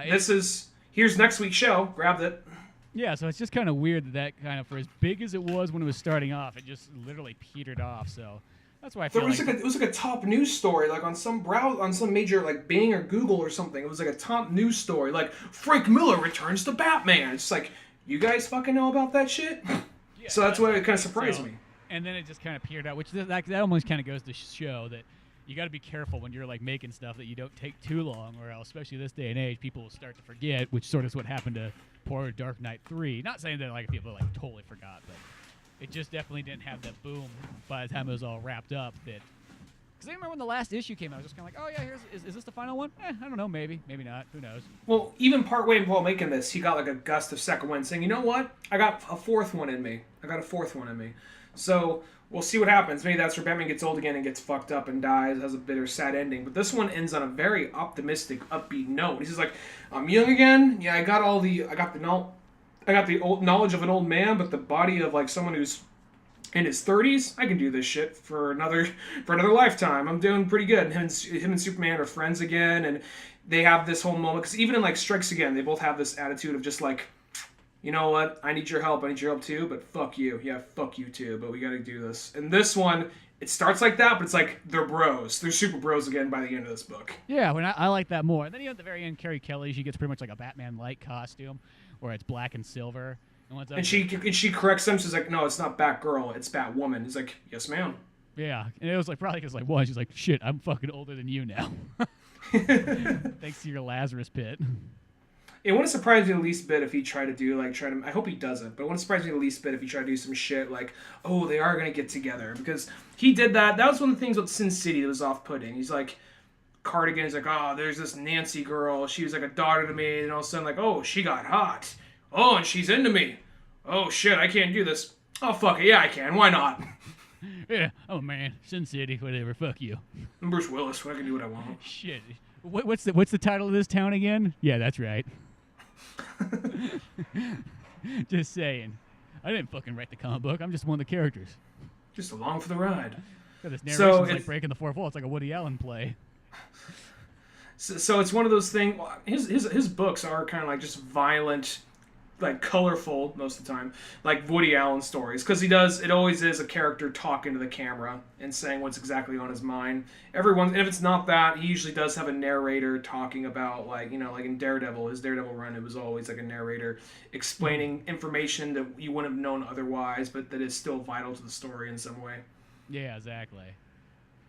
Mm-hmm. But yeah, no. So Dark Knight 3, definitely one to check out, especially if you are a Batman fan and you have not went to check it out, or if you kind of forgot about it, like, oh yeah, I remember when that came out, and then I just never got around to getting the rest of the issues. Because I think that's sort of what happened to a lot of people. Well, I feel like Dark Knight Returns, even though the artwork's kind of weird, I still feel like you can show that to someone who isn't a Batman fan. Like, I get it. Like, what's the next one? Like, let's take you over to Batman. These other Batman books first and come back. Here's Batman Hush. Here's Long Halloween. Court of Owls. Yeah, come back to me in 2 years and I'll hand you Dark Knight Strikes Again. You're not ready. Exactly.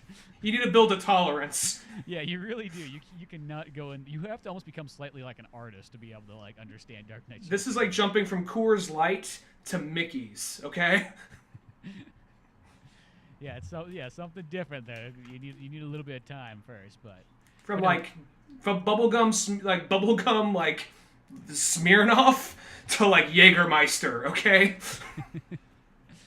yeah, or no, it's either like it's literally like going from like big league chew to actual chewing tobacco. To just a piece of a tire. Yeah, exactly. So once you get there, then you'll know. But till then, yeah, check that book out. It's really cool. I'll put a little link in maybe the description if you want to check out, since it's got a nice looking hardcover and everything.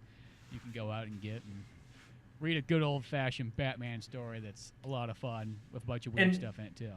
And to bring it back around, because earlier we were talking about, like, in the episode, we were talking about, like, man, you ever feel like just what's the point? Life's just running out. And I'll say this, I know Lazarus Pit's not real, and it's not like, and you just suddenly can't get young again. But regardless of that, this book actually kind of left me feeling, like, warm and happy. Where usually a Dark Knight book doesn't leave. I walk out of it enjoying it, and I think, you know, like Dark Knight Returns, I think that's a fantastic book. I think you could have like a bittersweet ending and be like, dude, that was perfect. But at the same time, it's nice you could have a book that is known for being usually kind of bleak and kind of dark, and still be kind of like, oh, you know what, that actually left me feeling better about myself. So yeah, exactly. So I mean, that is cool to kind of have it there. I mean, even like the Batman like character. It's like, I'm getting old. I don't know if I can do this anymore. Like, it's getting to that point. What's the point? You know, I mean, like, shit, I could be dying on this bed at any moment, but I'm not gonna. I'm gonna stand up and still fight. But yeah, there's that, and then also there's the new Blade Runner that came out, which is kind of funny because some people are like super mind blown by this movie. Like, it's like the best movie of the year. And you're like, okay, yeah, I mean, don't get me wrong, I really liked it too. I don't know about fucking best movie of the year. I just think it's like, what, did you guys not see fucking Baby Driver? That's all I have to say to that statement. Like, I like Blade Runner, don't get me wrong, but I'd say Blade Runner might be somewhere in my top 10 of movies I've seen, but yeah, I feel like it's I people definitely agree top 10, but like, yeah, some people are like, just like, but so, but I mean, that happens with like anything. It's either, some people I think just get mind blown like way more often. I don't know. It's like, maybe this is like their minds are just like fragile, and they just go to work and come home and fucking watch TV every day, so they just don't. So like whenever something big happens, it like blows their mind because they're just not used to it on a constant basis. But I don't know. I feel like maybe people, they see I don't know, they're expecting it not to be that good, because sometimes you're like, why a sequel now? Why now? And they made a sequel that is very much its own thing and doesn't trample on anything from the original, and it's actually legitimately good. So people are surprised, like in something like Blade Runner. Because I think here's an example, and I know you really like the prequels, but you go from original Star Wars to prequels, you can see a major difference. It's not till like the end of Episode 2 where you can kind of see it kind of linking in. Aside from some names of characters, it's like, okay, it's starting to kind of look like this universe, because those look like stormtroopers, that looks like an AT-ST or whatever, and this. Even though the graphics and the CG and all that look fantastic, it very well looks like it could take place in that same world 30 years later. Yeah, well, this is one of those movies, like, I'm actually kind of surprised people like it as much, because when I watched it, I was like, oh, this is like the perfect, if you're like into Blade Runner, it's perfect. But the thing about Blade Runner, it's one of those movies like, you're either going to like it or you're probably not really going to care for it, because it is a very slow-moving movie. It's a thinky picture. There's not a whole lot of action. And the sequel does the exact same thing. It's like, it's a slow movie. It's like 3 hours long, so it's like an extra hour longer than the first Blade Runner. And then it's like, you know, it's the thinking movie. You know, there's not a whole lot of action. And that's cool. I'm glad they went with that, because they could have, like, just turned it into, like, an action fest or whatever the heck they wanted to do and make it feel more modern. But instead, I like how they did it. Like, oh, no, they did it like it was fucking 85, when, like, if they were making it like a sequel back then, and that's how they're going to do it at that moment. And it's like, well, that's kind of cool. Well, even if like technology is better in this one, it makes sense. It's 30 years later from that future the first one took place in. So, where another thing with this movie is, I feel like I'm glad they kind of made it a detective story still. And even if they did go full tilt action, like, well, that's maybe not what I would have done, but at the same time, I still think that's I kind of would see why they would do that. But the action in it is still really well choreographed. Like, the action in this is better than the action in the first one. I mean, the first one is first and foremost a detective movie, and it's not a run and gun shoot 'em up. Where this one still feels like a detective movie, but the couple of action scenes in it are really well done, really well choreographed, because it's like replicant versus replicant. Even though Decker is technically a replicant, they kind of beat around the bush. Well, yeah, but Decker's one of those ones, like, it just depends how you look at that. Like, is he a replicant? Is he not? It depends almost like what version you watch, too. I thought this new one, like, got it across that he was, because they said they're after us. So I assume that... Well, I don't think he's a replicant. I think it's after us because I'm the guy who fucked a replicant, He fucked a replicant? and had a child. I'm the guy who fucking broke the law. You know, I think that's what he meant by it. Because I never really looked at Deckard. I felt like that was just somebody thinking way too hard on the first movie. You know, and that's, you know, if you watch the original cut, it's not in there whatsoever. I think it's only in the second one, in this, like, the final cut, or, you know, the director's cut version, that sort of leads in. But I rewatched that version again too, like right before the movie came out, and I still didn't see any of that there. I just feel like that's stuff that people like want to believe that he's a replicant. The weird thing about like the second one is it left me with, like, when I walked out of the movie, I'm like, I felt like I had way more questions than I thought I should have. Like, you know, when like a second movie's probably gonna, like, oh, it's gonna answer some questions that you might have had from the first one. It's like, this is like the weird thing too, like whenever I watch Blade Runner 1, I always picture them more as like androids. You know what I mean? And then it's like in the second one, it makes it out like, oh no, they're more like synthetic clones. And you're like, well, I took it as a mix, and we just didn't get a chance to see any of the robotics, because I want to say, because the book it's based off is called Do Androids Dream of Electric Sheep? But android, which still means you're a robot. Yeah. Well, I took it as they're a mixture of both. Like, they're robotics and like a little bit of skin and like organs and guts. But at the same, because I think that like maybe these are, well, I guess spoilers ahead, folks. Spoilers ahead. I guess that's what's her name, Sean, the lady from the first one who played Rachel. That's Rachel's body that's in the box underneath the tree. That there, I guess if that was the case, there'd be some like robotics or some, or maybe it's just like some bio. I don't know. Well, here's the thing. I look at it that way. Maybe she was the first one that was fully synthetic because she is like a prototype, you know. And then maybe like the Rutger Hauer ones and all that stuff are like more like robotic. Because the way I always pictured it my entire life, so that's why this is what threw me off. Is my entire life you have one vision that you thought. I always thought of them like sort of like the androids in Alien. I pictured it more like that. You know what I mean? Where it's like, yeah, they look human, they can feel human, you know, they can react. They're not like a Terminator underneath that, like, if you burn off the skin, it's just gonna be this ginormous like fucking, you know, robot coming at you. But they're more like, yeah, they got synthetic parts, but at the end, like in their brain, it's not like an actual brain. It's like computer chips and so on and things like that. That's what I kind of thought it'd be more like, you know. And maybe if you blast them apart, like, yeah, it's like they got red blood that kind of comes out, but it's almost more like the milky stuff that they just thought that like the milky stuff looked fucking weird whenever you shot an alien, and they decided like maybe we'll make it red so it looks more normal. I figured it was just kind of like they're a mixture of just blood, guts, and robotics, and it was all the, and I like, because there's the part where watching that documentary, originally the part when Rutger Hauer goes up to like the creator of that whole company and like crushes his head. Originally it was going to be a bunch of springs and robotics. So that right there, it says, okay, so he was a replicant making more replicants or whatever. Yeah.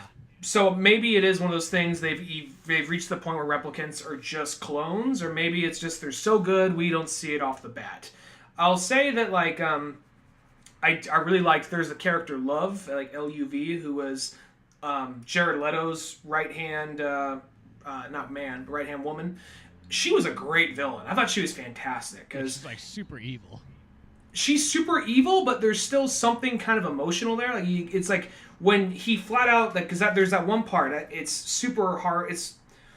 It's not like so hard to watch because it's uber violent, but it's more just awkward, and you just feel so bad for this lady. There's this one replicant they show in the trailer who slides down this tube, like just covered in slime, naked, and he's just going off on this, you know, self-aggrandizing speech about like, we've got 9 colonies. A child counted his finger 9. That's all I've done. And one day I'll be, you know, just going off, I'm so important, I should do more. And then, just out of frustration, goes up to this, you know, she looks scared, she doesn't know what's going on, goes up, slits her right below her, like right above her belly, and then she like bleeds out, falls to the ground, slowly bleeding out, laying there. And it's not that it's like so violent, but it's just unsettling. And like, just like they're watching it like an experiment. Yeah, yeah, and then you see Love back there, and that's like one of the few times she's like, "Oh, fuck," just seeing her reaction, kind of like, I don't like what he does to us. And she likes Ryan Reynolds' character. She likes him, but she's like, nah, it's my job. But not Ryan Reynolds, Ryan. Too. Like, the other, I kid you not, like when I see Ryan Gosling, like when you see him from the back, you're like, dude, that easily could be Ryan Reynolds too. Like those are like those kind of actors that like they could pretty much switch roles, and I think they would always work. Like literally, Ryan Gosling could have been Deadpool, and it probably would have worked just as well, and vice versa. You know what I mean? It's sort of like how I look at he Gary can do Oldman comedy. and Johnny Depp. Like those two guys can almost like flip flop roles, and they would still work. Well, because Ryan Gosling can do comedy. He proved that in Nice Guys, yeah, which exactly. is one of my favorite movie that came out last year.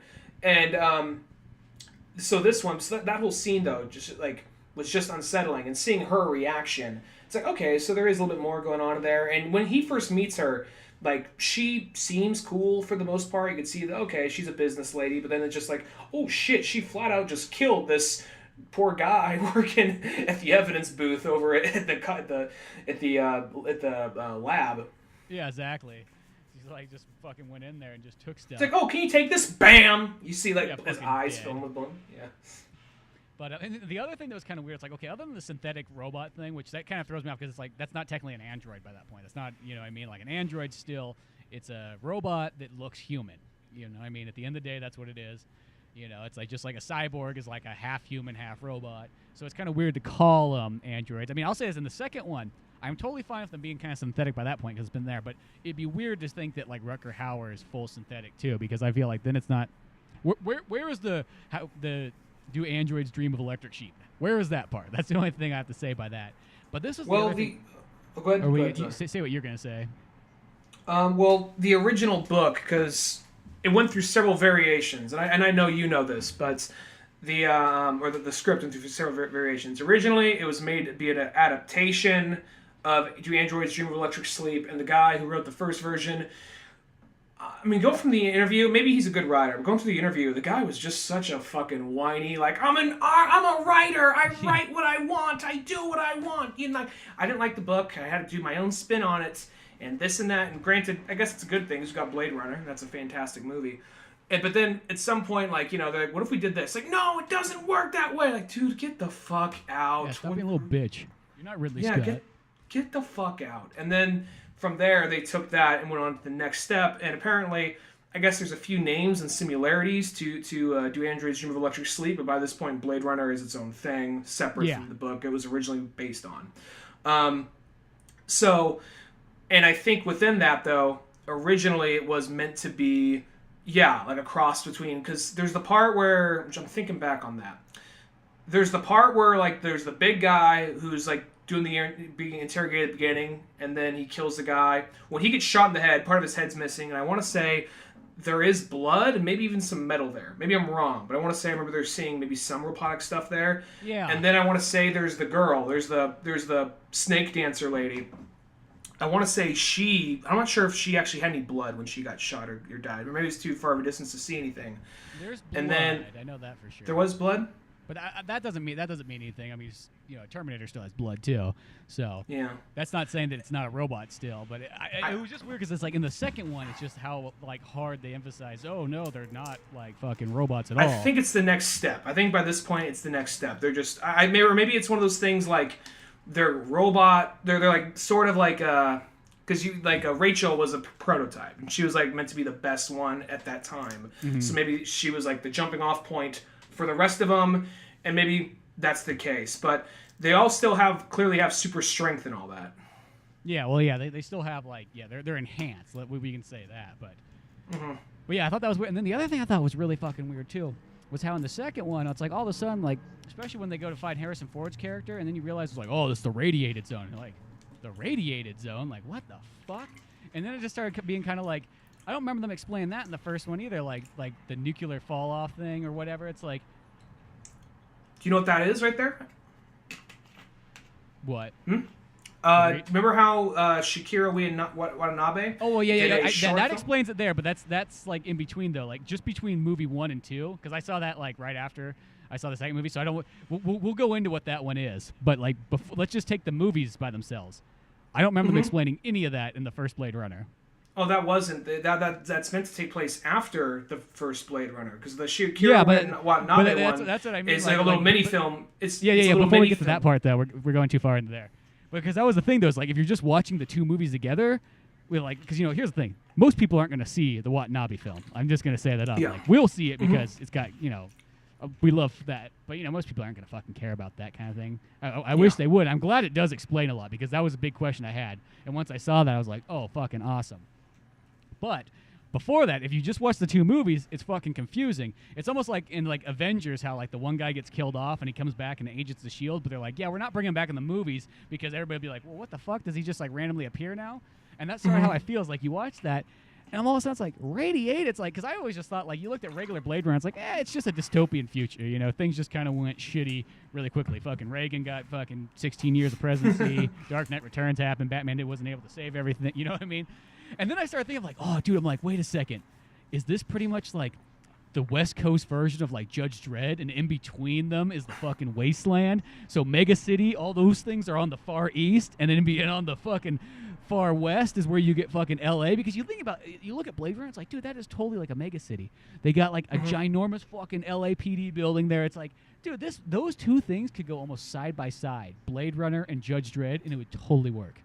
Just two forms of government on the same continent. Yeah, just spread apart by this nuclear wasteland. And then, once you watch the Watanabe thing, it explains all that like in 2022, this building fucking blew up and radiation fucking flew everywhere, and then the EMP blast knocked all the like electronics off. But I thought like that's almost like such a big fucking plot point that I think that's so weird to save that just for like a little teeny like animated short that's like 10 minutes long. Like, I mean, like, don't get me wrong, that's cool. Like, I think that is, but I almost feel like that Watanabe short almost should have played before you watch Blade Runner 2, because that information I thought was like very critical. You know what I mean? Like, it's so odd, like, not to have that. I just feel like that's like you're missing like a ginormous piece of the story. No, I get you. They mentioned it offhand a few times before he even got there. But once you get like, oh, this is the place from the first one? Oh, okay. So I think it's just one of those things. Like, I was able to just like kind of slide by that without even like, okay, I guess really, that that bothered me a lot, because I was like, dude, it's like they're not explaining that at all. Like, what the fuck's going on? Like, and the only reason I said it's because like I never looked at it like a post-apocalyptic world of Blade Runner. I just looked at it like, oh, it's just the future kind of going downhill. You got all these like advancements, but at the same time, like it's like hasn't always been the greatest. Like almost like things kind of got sort of worse.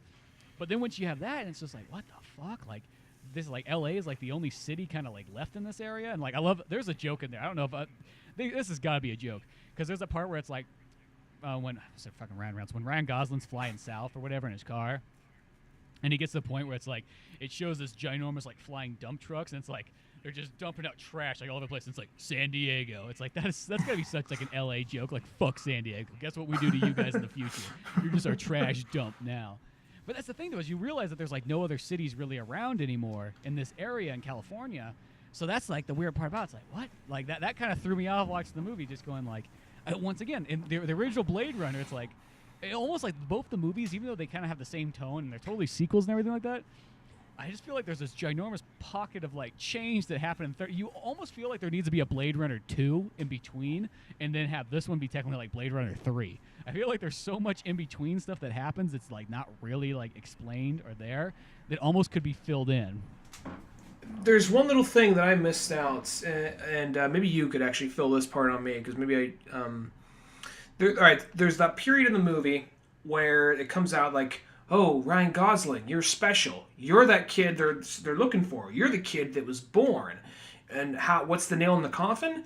Well, you know that memory you thought you had that you assumed was just planted in there? That toy horse you hid from those other kids? It's really fucking there. And then later he goes to the whole group, and they're all like, yeah, that memory too, huh? So my question is there somebody that goes there like once a week, plants a horse in that like area just in case like somebody with that memory rolls by? Or well, yeah, because I mean, somebody else had to do that at some point. I do not believe that Ryan Reynolds or fucking Ryan Gosling was the first. Probably Ryan Reynolds went there first and got the horse, and then somebody had to replace it. Yeah, so that's that. I guess that's my question because like they said like we all wished we were the one, which I like that idea of. I'm not trying to shit. I'm like this movie says you're not fucking special. It's fucking right. But I like the idea of how the movie does the thing where it just says you are special. And they're like, wait, no, you're not. You're just like everybody else. I think I kind of like how the movie did that. It was bringing you up and then pulled you right back down. And I'm not used to seeing things doing that narratively. I'm used to seeing it be one or the other, and I liked how it pulled off both. But the only thing about my only question is because I assume that horse thing is like a trial. Like you find the toy horse in that furnace, and then you're like, duh, and you go looking for the rest of the information, and then it leads you to the resistance or whatever. I just would have assumed that if that was a real memory, like whose memory? Because that lady made that memory. The lady said this memory is real. Mm-hmm. So I guess that's the thing where I'm like, it's like I'm trying to figure out how the fuck that thing, why that thing is still there. If it's like he can't be the first one to gone back. Maybe it is. Maybe it's as simple as he's the only one that went back. Realistically, I think just story-wise, it's supposed to be he was the first one that did find it, because I think that what the movie's kind of leading you up for a while is you almost kind of go, oh, is he supposed to be like the fucking son of like Decker? Yeah. Is that's how it leads, and I kind of like that, how it leads you to that, leads you to that, leads you to that. Like it makes 100% sense, and then it pulls it away at the last second. It's like nope. But I think is what it was is that girl. She wasn't in that like fucking like bubble boy situation until like she was 8 years old. So that was the little girl in the memory who went there and hid it. It's like they say it's a boy, and it's just that just means it was manipulated slightly. So who knows? It could have been a bunch of girls like, "Give us your fucking horse." I don't know what girl at that age has that deep of a voice. But ones that live in radiation zones. Yeah, exactly. What you have when you live in San Diego radiation, where people dump shit on you all day long. But you're living in like Tuscan Raiderville. Yeah, exactly. Where you fucking work at like a Nike sweatshop in the future. But so like I think that's what that is, and then it's there, and then at some point it's like, oh fuck, this girl actually has a bad immune system. Oh fuck, we got to put her in a bubble now. She's probably like, fuck you all, I'm getting out of Nike. See you later. So I guess Hurricane for by Bob Dylan plays. Yeah, literally, it's like her immune system. Like, what you really think they'd be like, oh shit, this one's gonna die. Just toss her out in the trash with the others. Instead, somehow, some way, she gets fucking like bubble boyed. Like up. I really like that character. I really liked her a lot because she had this kind of weird, off-putting, kind of like super optimistic, joyful thing. Like, I just want to be left alone with my work, and I'm super happy because everybody in this book, it's going back to the movie. Everybody in this movie is so like, man, everything fucking sucks. The only one that's really happy is like Joy, and she's programmed to be happy. So you see this girl like in this bubble who just makes memories all day. He's like, yeah, I just like working here, and it's also I think they got across that like she doesn't see the outside world. I think that's what it is. That's literally like the perfect example of you just get fucking locked inside somewhere, and you literally got like super advanced video games to play all day long, which is pretty much what she has at the end of the day. Like, well, at the same you don't see what like if somebody opened the door and said like, dude, this is what it looks like on the outside. Looks like a fucking nuclear bomb went off. Pretty much did. Maybe I'm wrong here. Maybe I misread this information or misheard it because they drop a lot of information on you just through dialogue. And wasn't it something like she didn't pass her baseline? Like she did not pass her test, but she's good at this, at making dreams and memories. So as long as we keep her in a bubble and she doesn't act up too much, she's okay. Even though she's technically kind of out of date, and if she was in the outside world, we put her down. Wasn't it something kind of like that? I can't remember the exact reason why they chose her as like the chosen one. Like I don't know if that was from like a resistance move or some. Maybe there was like one of those ones where like it was kind of like pre-set up. So it's like, oh, if they put her here, no one will ever question or bother her for the fact that she's Decker's child and so on. I don't know if that's the case, but yeah, it's definitely one of those movies like you almost got to see like a second time to really probably get it all dialed in. Because I remember the reason when she was there, I thought it was almost like more of a prison, but I guess it was a research facility or something. I don't remember what it was. I saw the movie, like almost a week ago now, so it's, yeah. But yeah, anyway. Exactly. Well, I guess it wasn't even that, was it really that long ago by now? I'd say it came I saw it Thursday night. It's only Sunday, or it's Monday. It's Monday, whatever. Sure, whatever. Yeah, it was still it's my own man memory. It's my own man memory. And the movie's like 3 hours long, too. It's like, I think that was it was a late showing, too. Yeah, so it's like, I totally understand there. It's like one of those ones. But, God, I got lost in track now. Like, where the fuck is that? They put her there because no one probably fuck with her, seeing as they just threw off the scent of it being Decker's child. Yeah, exactly. And even though it's like that, it's like, yeah, she is like the one optimistic person there. because this is like, I mean, you think about Blade Runner is that movie though that like sort of like if somebody Fuck your never, dreams. for people who have never seen Blade Runner, it's one of those movies you let's just say you watched a lot of movies but you never saw Blade Runner, and you played a lot of video games and you watched animes and you know so on and so on, but you never saw Blade Runner, you'd probably watch that movie and kind of go, oh, it's okay. I feel like I've seen this a bunch of times. It's almost like, this sounds weird, it's better than this movie, but it's kind of like Death Wish, where Death Wish was that movie that sort of set off like, let's have the revenge like action movie. You know, and then like people kind of, as time went on, did better versions of Death Wish. So if you never saw Death Wish, but you saw a bunch of other, you know, revenge movies, you kind of go back and it's like, oh, okay, I see how it started, but, and that's sort of how Blade Runner sort of is too. It's like, because you watch Blade Runner, you just watch how many people like aped Blade Runner. You know, Ghost in the Shell is a perfect example. Like Ghost in the Shell looks like it takes place in the Blade Runner universe. You know, and that's not saying a bad thing. Matrix looks like it could be like an offshoot of like Blade Runner almost even too. Fucking Perfect Dark is a definite, like, that's like literally like the Blade Runner video game. I always felt Snatcher is like the Blade Runner video game. You know, it's like so many people want to be Blade Runner, and I think because you know what I think this is also what Blade Runner does, because you watch Blade Runner, and I'm gonna say this, it's a great movie, but it is one of those movies that's like, it's not like extremely like, oh my god, this is like the fucking greatest thing I've ever seen. And this is another movie I'll use as an example. It's like Escape from New York. You watch Escape from New York, and it's not really the greatest movie of all time. But the thing is, I think the concept, the characters, the ideas are all fucking awesome. And you want to almost see more of it, and then they never really gave you more of it. And I think that's why people just, it's almost like a movie that gets you really inspired. Because I remember one time watching Escape from New York after, you know, seeing it a bunch of times throughout life, and I watched it with Kyle, one of our buddies. Kyle and Pizza Boys. And I remember, like, we were done watching the movie, and he's like, he leans over, he's like, you know, that movie's not really that great when you think about it. He's like, you think about it, it's cool. It's like, there's really no action in it. You know, it's like, and it's kind of like, that is true. There's like, it's a very minimalist movie. Now, I like it a lot because I just won, like, John Carpenter. I like the music. I like the tone. I like the characters. But I get it, like, on a level where it isn't, like, the greatest movie. You know what I mean? It's not like fucking watching Predator that's just all around badass. You know what I mean? Like, you got to almost kind of get into, like, Escape from New York. That's how I kind of feel. Like, it is one of those movies. And it's like Blade Runner is the same way. You can't just recommend Blade Runner just to anybody. You know what I mean? At the end of the day, some people would watch it and go, man, it's kind of slow and boring. You know, if they're not hardcore into movies or sci-fi. But the takeaway from it, if you are really into stuff, I think is really cool. And that's what I mean. Like, you watch all the things that have just been inspired throughout the years from Blade Runner. And it's like, even I'll say it's like another example. As I said, the other example is not just Escape from L.A. or New York, but is fucking Death Wish. That's another one too. It's like not really the greatest movie. Maybe if you would have watched it in '77, it would have kind of blown your mind. Or even like another example is like Halloween. Halloween's another one too. It's like, because I watched Halloween after watching Nightmare on Elm Street and Friday the 13th and so on. So when you go back and watch Halloween, it's not that it's a bad movie, but you're like, fuck, nothing happens for like the first hour. You're literally just waiting. You know what I mean? It's not a bad movie, but it's one of those ones compared to everything that came after it, it's just not nearly as exciting. But you could see the history in it. Regarding like, say, weird action movies that came out, like, in the 70s and all that, something like, even though these are, like, three very different movies here, but still in action realm, Death Wish, The Warriors, Escape from New York. Yeah. Like, all those right there, they all have...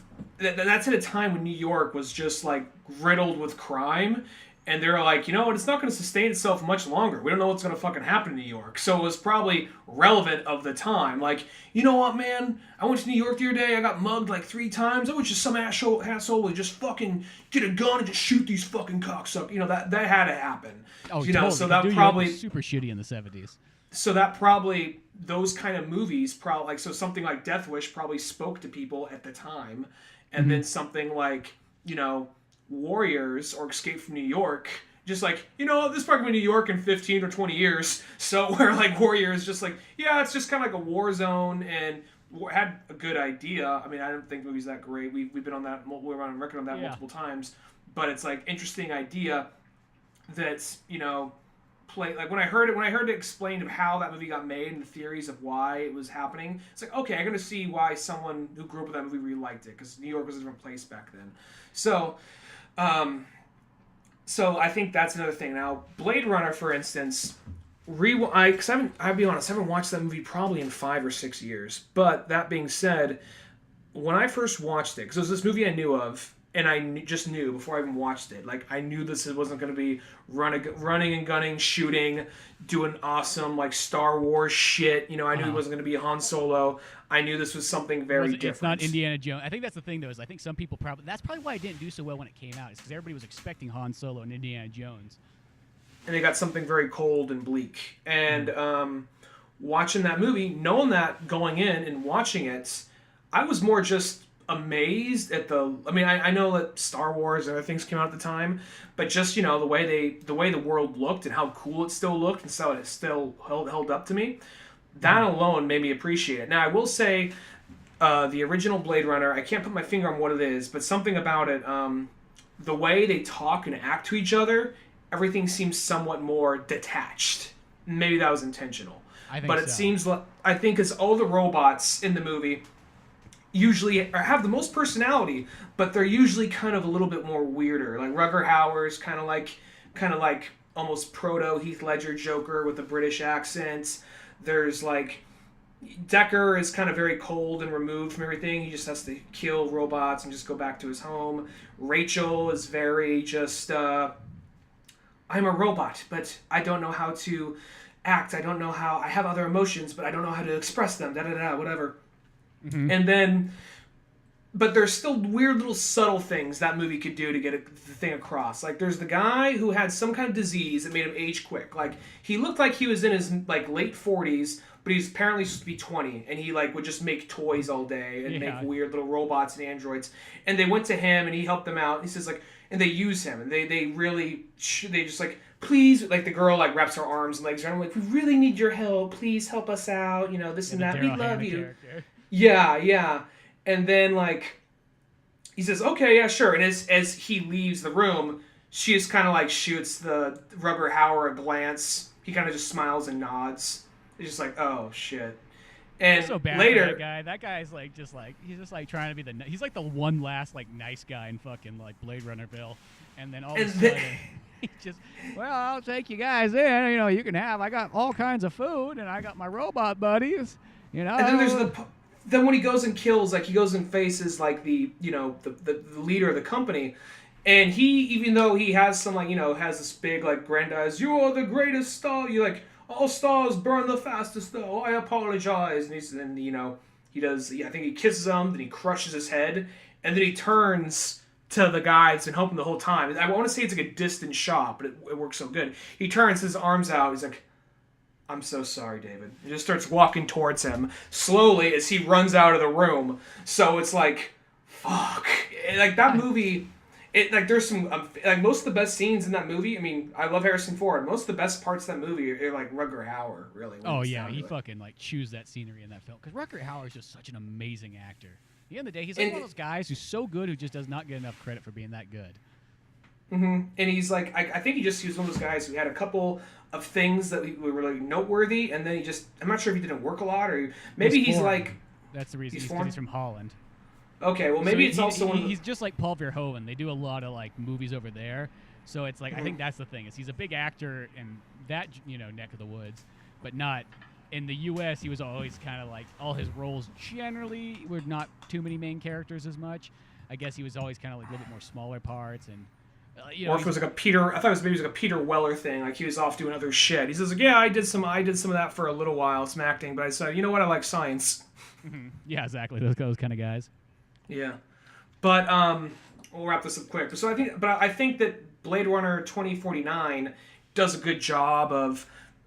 I feel like the conversations don't feel as far detached because I mean not that I don't know, I can't explain it. There just seems something kind of otherworldly about the dialogue and the conversations. You can tell what's going on in the first one and what they're saying, but they almost seem very kind of like just very dry. Where I'm going to say they all seem like they had a little bit more personality in 2049. And I think it was just due to the fact that since they're supposed to be robots or androids, that they wanted to give that kind of feeling. Because there's certain things that's in that first Blade Runner where it's like the robots all kind of feel stiff. It's almost like you can tell that they're not human. You know what I mean? They don't want them to feel so human. Where in the second one, Ryan Gosling, if nobody told you he was an android, you'd never believe he was an android. You know what I mean? You would just assume he was just a regular guy. And it's almost like, I think about this too with the first Blade Runner, because this part always just used to make me laugh. Is like when they're in like town or whatever, there's a bunch of people like fucking riding bikes with like rice hats on in the middle of the city. And it's like like it sounds so goofy because you're like, why the fuck would you be wearing a rice hat in the middle of the city? And two, it's not like it's ever sunny there, so you don't even need to have a rice hat. Like that's the whole reason that thing was designed. But I know why it's there because they wanted to give kind of a feeling in the '80s of like it's an integrated city, you know, of both Chinese and American. And by that standard, it's like, well, how do you make it feel Chinese? You put them on bicycles, you give them rice hats, you have them using chopsticks. You know what I mean? And in the second one, they have like it's still integrated Chinese, but they don't have to have like almost like the stereotypical stuff that it's just there just so that you know, mom and pop in Oklahoma goes like, that's China, honey. That's what it looks like there. They all ride around on bicycles wearing glasses and buck teeth. I saw it in the war. Oh. You don't say, Jarvis. Yes, I do. Now shut up, bitch. It's a movie. Well, shut the fuck up. I didn't want you to talk. It was only for me to talk. You know, man talk. Woman sits there and hands man popcorn. Yeah, no, you just don't like get that. That ain't your fucking pop. I don't want you getting fucking fat now. Shit, I already saw you get a whole apple pie this morning. Fucking We're here bitch. to see the Blade Runner, goddammit. This is what the future's like in L.A. Shit, it probably looks like that right now. I haven't left Oklahoma in my entire life, but I bet you anything they got flying cars and they got Harrison Ford shooting fucking android people. I read about that in the papers. Going back to this for a second, though, I thought it was interesting the way they did the very beginning, because I remember watching the that long documentary that came with the final cut version of Blade Runner. Those great like Ridley Scott documentaries that are like twice as long as the fucking movies themselves. Yeah, and at some point I remember they changed it some a little bit, but apparently there's an earlier draft of the scripts, and I thought it was interesting how they incorporated this into the movie. Basically, that scene where he goes after Dave Bautista.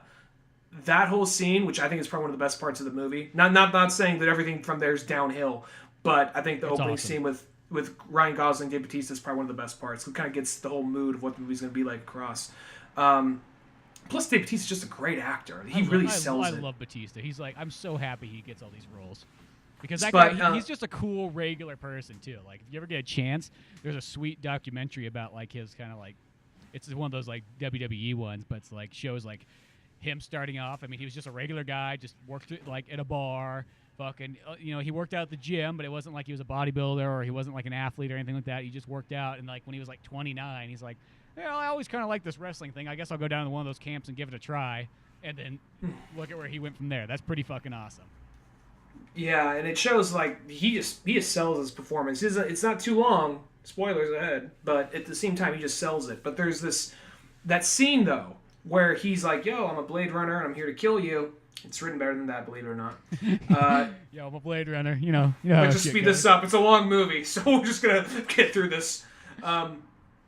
That whole part, that was a variation of the opening of the original, because remember him saying it opens up like there's some like foggy, apocalyptic looking farm field, and a farmer goes in. There's a boiling pot. Someone's sitting there in a chair waiting for him. It's Decker. Gets up. He I'm not sure if a scuffle happens or not, but he shoots him, and then he just goes. He pulls his jaw off. And it has like a serial number on it. Now, the pulling the jaw off with the serial number, that doesn't happen. But he does pull out his eye, which has a serial number on it. So, I just thought that was just a fantastic scene. And an interesting kind of little like nod. Like, well, you know what? Here's something they wanted to use but didn't. And I just think that's interesting they dug that far back. I'm not even one of those people who can name things from Blade Runner off the top of his head. Like, I'm having trouble remembering names of characters. But certain things about it, because it's just such a unique movie, really stand out. And the fact that I caught that, I can only imagine there's so many more things that other people who love that movie, like religion, caught. No, and I think that's what makes the Blade Runner 2 movie really awesome is the fact that it's literally like probably like one of the best done sequels I can think of, because what it does is like it's like they treat it with the same style, the same vibe. They're not pandering to the audience, sort of like I guess how. Even though I still like Episode 7 of Star Wars, that one does feel like they are literally going, fuck this one audience, let's just focus on this audience. Where Blade Runner, I mean, obviously there's not like 6 Blade Runners out there that you can kind of do that. But I mean, like, it takes like that, and it doesn't do the thing where like, because nowadays you could probably do the thing where it's like, well, Blade Runner could probably be a PG-13 movie. Let's just do that to sell. It's like, no, it's still a rated R movie, still has that same tone. You know what I mean? They don't dumb it down for anybody. They let it have all those extra nods. They add to the story. They keep it like... It feels just like a very unrestricted movie. You know what I mean? Where... I'm going to use this as an example. It's like, this sounds kind of weird, but like... like the Total Recall remake. I mean, I know that's a remake and all, but that's a perfect example of taking like a movie and then doing it just like, here's just the modern version. And since it's modern times, it's in the mid 2000s or 2010 or whatever the fuck that movie was. It's like, we'll just, or 2013, I guess, because we did it on the podcast. It's got to be then. But they're like, you know what? We'll just make it PG-13 because that's what sells right now and everything like that. Nice. Here's the thing. I still like that Blade Runner movie. I mean, that Total Recall movie, that remake. I know it's not the same as the Arnold one, but like, just think how cool that would be if that was just a full-on sequel. Even if Arnold wasn't in it, but it had the same look as Total Recall, and it had the same feel, and it was still rated R, and it was still brutally violent, and like, you just kept that going. And that's what I liked about the Blade Runner to the second one, is like, it just literally charts a path straight ahead, does not try to be something it's not, doesn't try to be something completely different, just adds to like what's already there, and then like appreciates the old really well. It feels kind of like, even though this is a semi-prequel, it kind of feels sort of like a Rogue One in that aspect. Yeah, because Rogue One I felt like had definite, like, it felt like it just dialed in really well, and that same vibe you would get from like the old Star Wars, and just every element you like from even like newer stuff in there. But yeah, it's like, I just look at this, I'm like, it is a definite example of like one of probably the best made sequels. That is for sure. And that's probably, maybe that's the reason why people are like so blown away by it, because there's just some people that just don't like sequels. You know, I've always been the people like, a lot of times I think the sequels are actually better than the first ones. But, you know, this is an example where like, if somebody told me like, oh dude, Blade Runner 2049, that's like, I don't remember, the first one's good, but the second one's definitely my favorite. I'd be like, yeah, I can see that. Mm-hmm. No, I get it. Like, I mean, I want to watch it again. Blade Runner, I always really liked Blade Runner. I thought it was a fantastic movie, but it's not one of those movies I can throw on like casually. I really got to sit down and watch the movie. Yeah. This one, it's in that same ballpark, but I was never bored. I was intrigued the whole time. So I don't want to, maybe not go see it in theaters again, but I did. This is a definite buy on Blu-ray for me, and I do want to watch it again and like retake, because it drops a lot of information on you, and I feel like you could even see this one without having to see the first one. And because, you know, sometimes people will be like, wait, what's this, what's that? I think most of that shit they kind of sum up pretty quickly with a couple of lines of exposition if you're listening. So I feel like you could still see this without seeing the first one, but at the same time, like, you could, like, you know, most people are like, all right, it's a sequel, so okay, that's probably the dude from the first one. Okay, that's probably a reference to the first one I can see, because, you know, the where they bring out Rachel, and I'm not sure if that was another actress or if they just did some like that Disney, like, we're gonna young up this. Definitely the Marvel style, because there was another actress in the credits. Oh, okay, yeah. Well, still Sean Young's like, you know, face, but you know, that's her name, Sean Young. I think her voice too, but. Mm-hmm. But yeah, and just like that part, he gets up to her and hasn't seen her in years. Like, her eyes were green. Yeah. Like that's all he had to say. That's like one of those Harrison Ford things. Like, very like she was part of the master race. Damn it.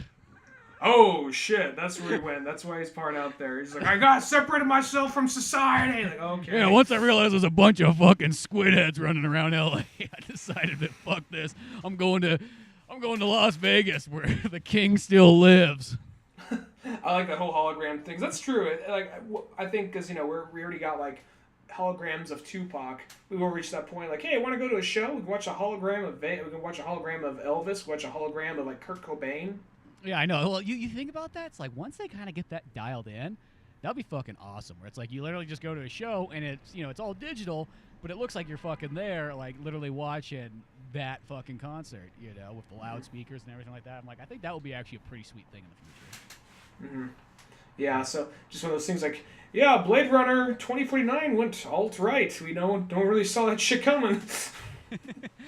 Like that's what Harrison Ford was all about in that film. Like, he said he didn't care. He didn't care it was going against the script. We put the camera on him. He started saying, like, well, we already paid him, so might as well use it. I know. It's one of those ones. I will say, like, one thing I do kind of wish Harrison Ford was in it a little bit more. I know it's like kind of just like the Killing Gunther one. Like, the story totally works without it being like that, but at the same time, you're like, you know how much cooler that would be though if Harrison Ford was there the whole time and it was just like a buddy movie. I'll be 100% honest. I honestly thought what was going to happen was, because they did a good job of not showing a whole lot in the trailer. In the trailer, they only really showed Ryan Gosling encountering him in like his, like, you know, penthouse. Like, I had that job once.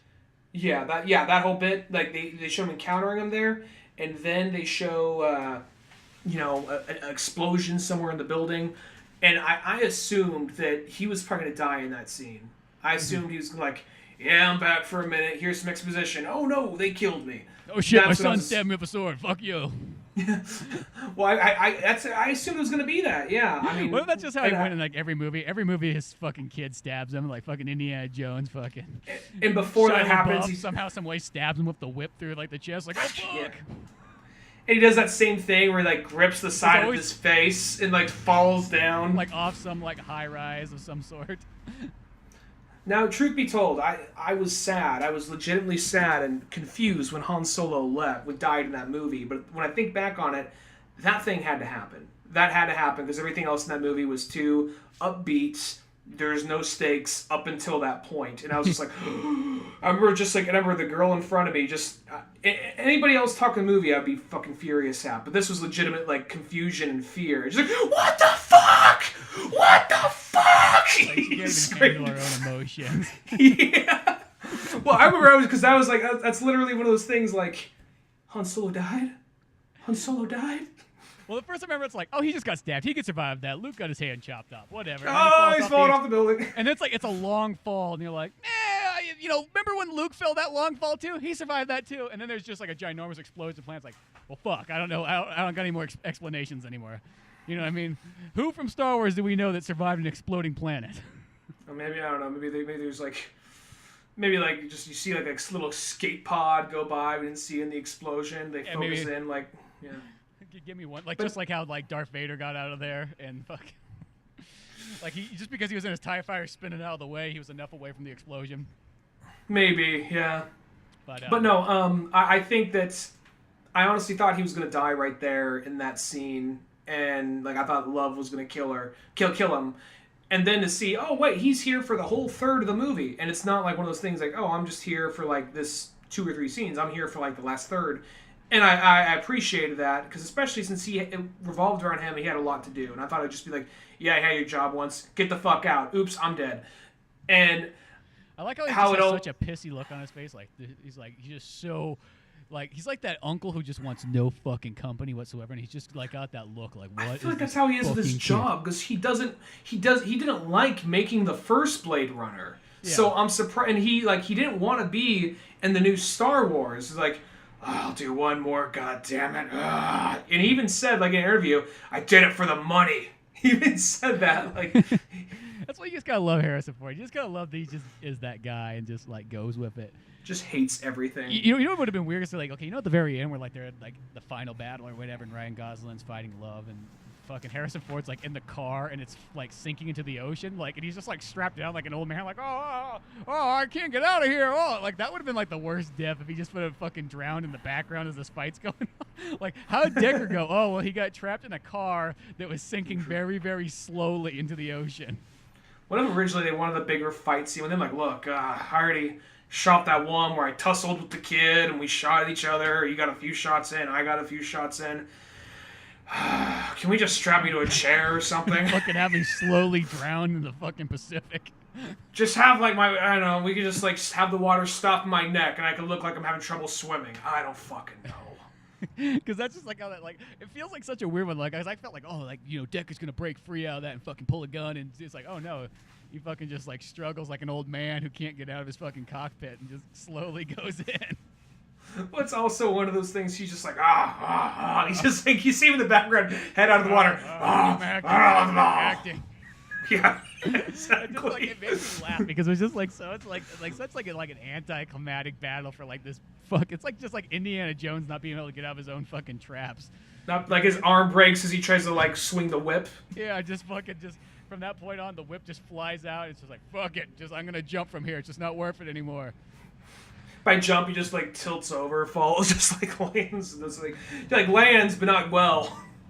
It's like one of those ones like if breaks his like hip. Han Solo's like, oh, we got the Millennium Falcon back, Chewie, let's take off. And as they take off, it just goes beep, beep, beep, just putts out, and then goes and crashes Explodes. down. Just slowly, and then blows up, just huge. Just like, oh fuck, we had Harrison Ford back for 10 minutes. He went to fly his old ship, and then him and Chewie just went down and burned in a fiery crash. That's almost like more like the realistic like ending to like anything, but. They like just Deckard, they were this guy who's just such a beloved character at the end of the day. Like he's only has one fucking movie, and it's not even that long of a movie to top it off. But he's like just such like a well-known sci-fi character. Just for him to go down slowly, like how does Deckard fucking go out? Oh, he drowns in a fucking car that's slowly sinking in the water. He doesn't, but he would have. No, he does. It's like, well, what's keeping it from there? He's just slightly handcuffed. That's about it. I'm just thinking of just what you just said about fucking Han Solo and Chewbacca pulling a John Denver. I'm just yeah, they fucking take off, and that's just as far as they get. Chewie, we're home. We're home. There, we got out of it, Chewie. We got out of it. We don't have to make any more of these stupid movies. Let's go, Chewie. They all think we're dead now. Let's go to the beach planet and get high all day. Yeah, that's what I fucking love doing. Love getting high off my Wookiee. We can slowly jerk each other off. No women allowed. It'll be awesome. Just a man and his dog. Oh, sorry, Chewie. I didn't mean to call you that. I know that's like a derogatory term in your people's land. But it's like you're my dog. It's like we're bros, so I can get away with it. Dog, like the black folks say on my planet. Chewie's just like looking at them, like just like not saying nothing. I would see that movie like fucking like Han Solo and Chewie escape, and we all think they're both dead, but instead they're just fucking like on some Caribbean coast, fucking getting high and jerking each other off, and you're very dedicated to that last part. Oh, it is a very buddy movie. Remember that? Yeah, remember that. Like, there's literally no action in the movie. That they fucking have like a band that maybe they like started up, and they're not very good, but they practice in like their basement and fucking play little concerts on the coast. How often do you say, like, oh, it's like, that one buddy movie where they're on a road trip, they jerk each other off in the middle for no reason, they never bring it up again? There's literally no girls in the movie. That's like part of the rules. I'm just waiting for that now. Just some movie where it's just like, it's a total, like, you'd assume the movie would be PG-13 up until this point, and they just, like, unzip their pants, just start just going... Like, yeah, just fucking, like, one hand on the other. Like, one guy's driving, just, like... in front of the... Just one guy driving, like, just like, just and like, and they never talk about it again. The movie just proceeds like normally. It's not like a crux. It's not like a crux. It's not a thing that enhances the plot. It just happens, and they never talk about it again. And it's a Star Wars movie. That's the other thing too. It's like it's not just any movie. It's just a fucking Star Wars movie. Just this one random ass scene. Well, that's also. I'm just assuming. I'm just assuming here. That's not you don't want Chewie jerking you off. You should just probably rip your dick off just with the first or second tug. Yeah. Secondly, Chewie, you would probably take two hands. I'm guessing a two-hand kind of job there.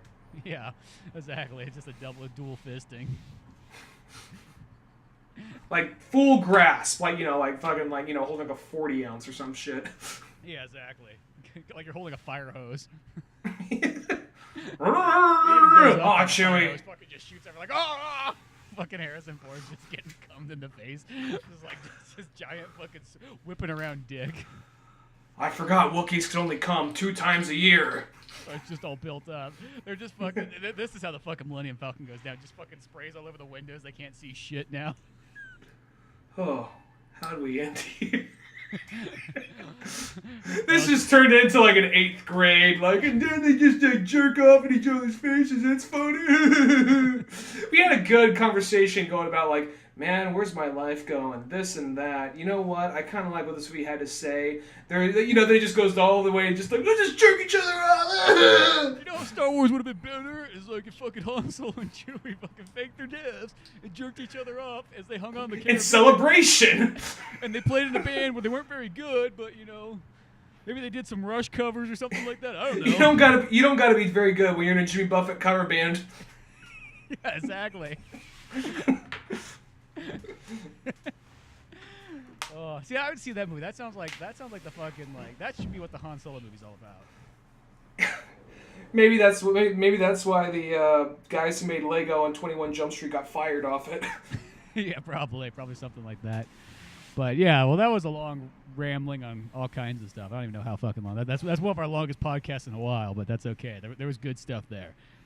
You know, we got Dark Knight 3, The Master Race, and we got Blade Runner 2 that was fucking awesome, and we got fucking Watanabe little mini fucking Blade Runner video that you should watch because it makes the other movie makes so much more sense. But yeah, too many good things all at once. But yeah, we probably should wrap this bad boy up. So make sure to check out oldmanorange.com for more podcasts, cartoons, music, and more. Check out Pizza Boys. It's on Amazon and Comixology. And until then, I'm Spencer Scott Holmes. I'm Ryan Dunigan. And we will see you some other time. Later, folks. Thanks for listening to the Old Man Orange podcast. Check out our website at oldmanorange.com for even more podcasts, cartoons, videos, music, and more. Send us an email at oldmanorangepodcast@yahoo.com. Be sure to subscribe, share, rate, and review us on iTunes, Podomatic, or any of the other fine sites we might be located on. And if you want to help out even more, click on the Amazon or GameStop links on our webpage before you make any purchases there. Won't cost you a penny, but it sends us a little something our way. Thanks for listening, and tune in next week to Old Man Orange.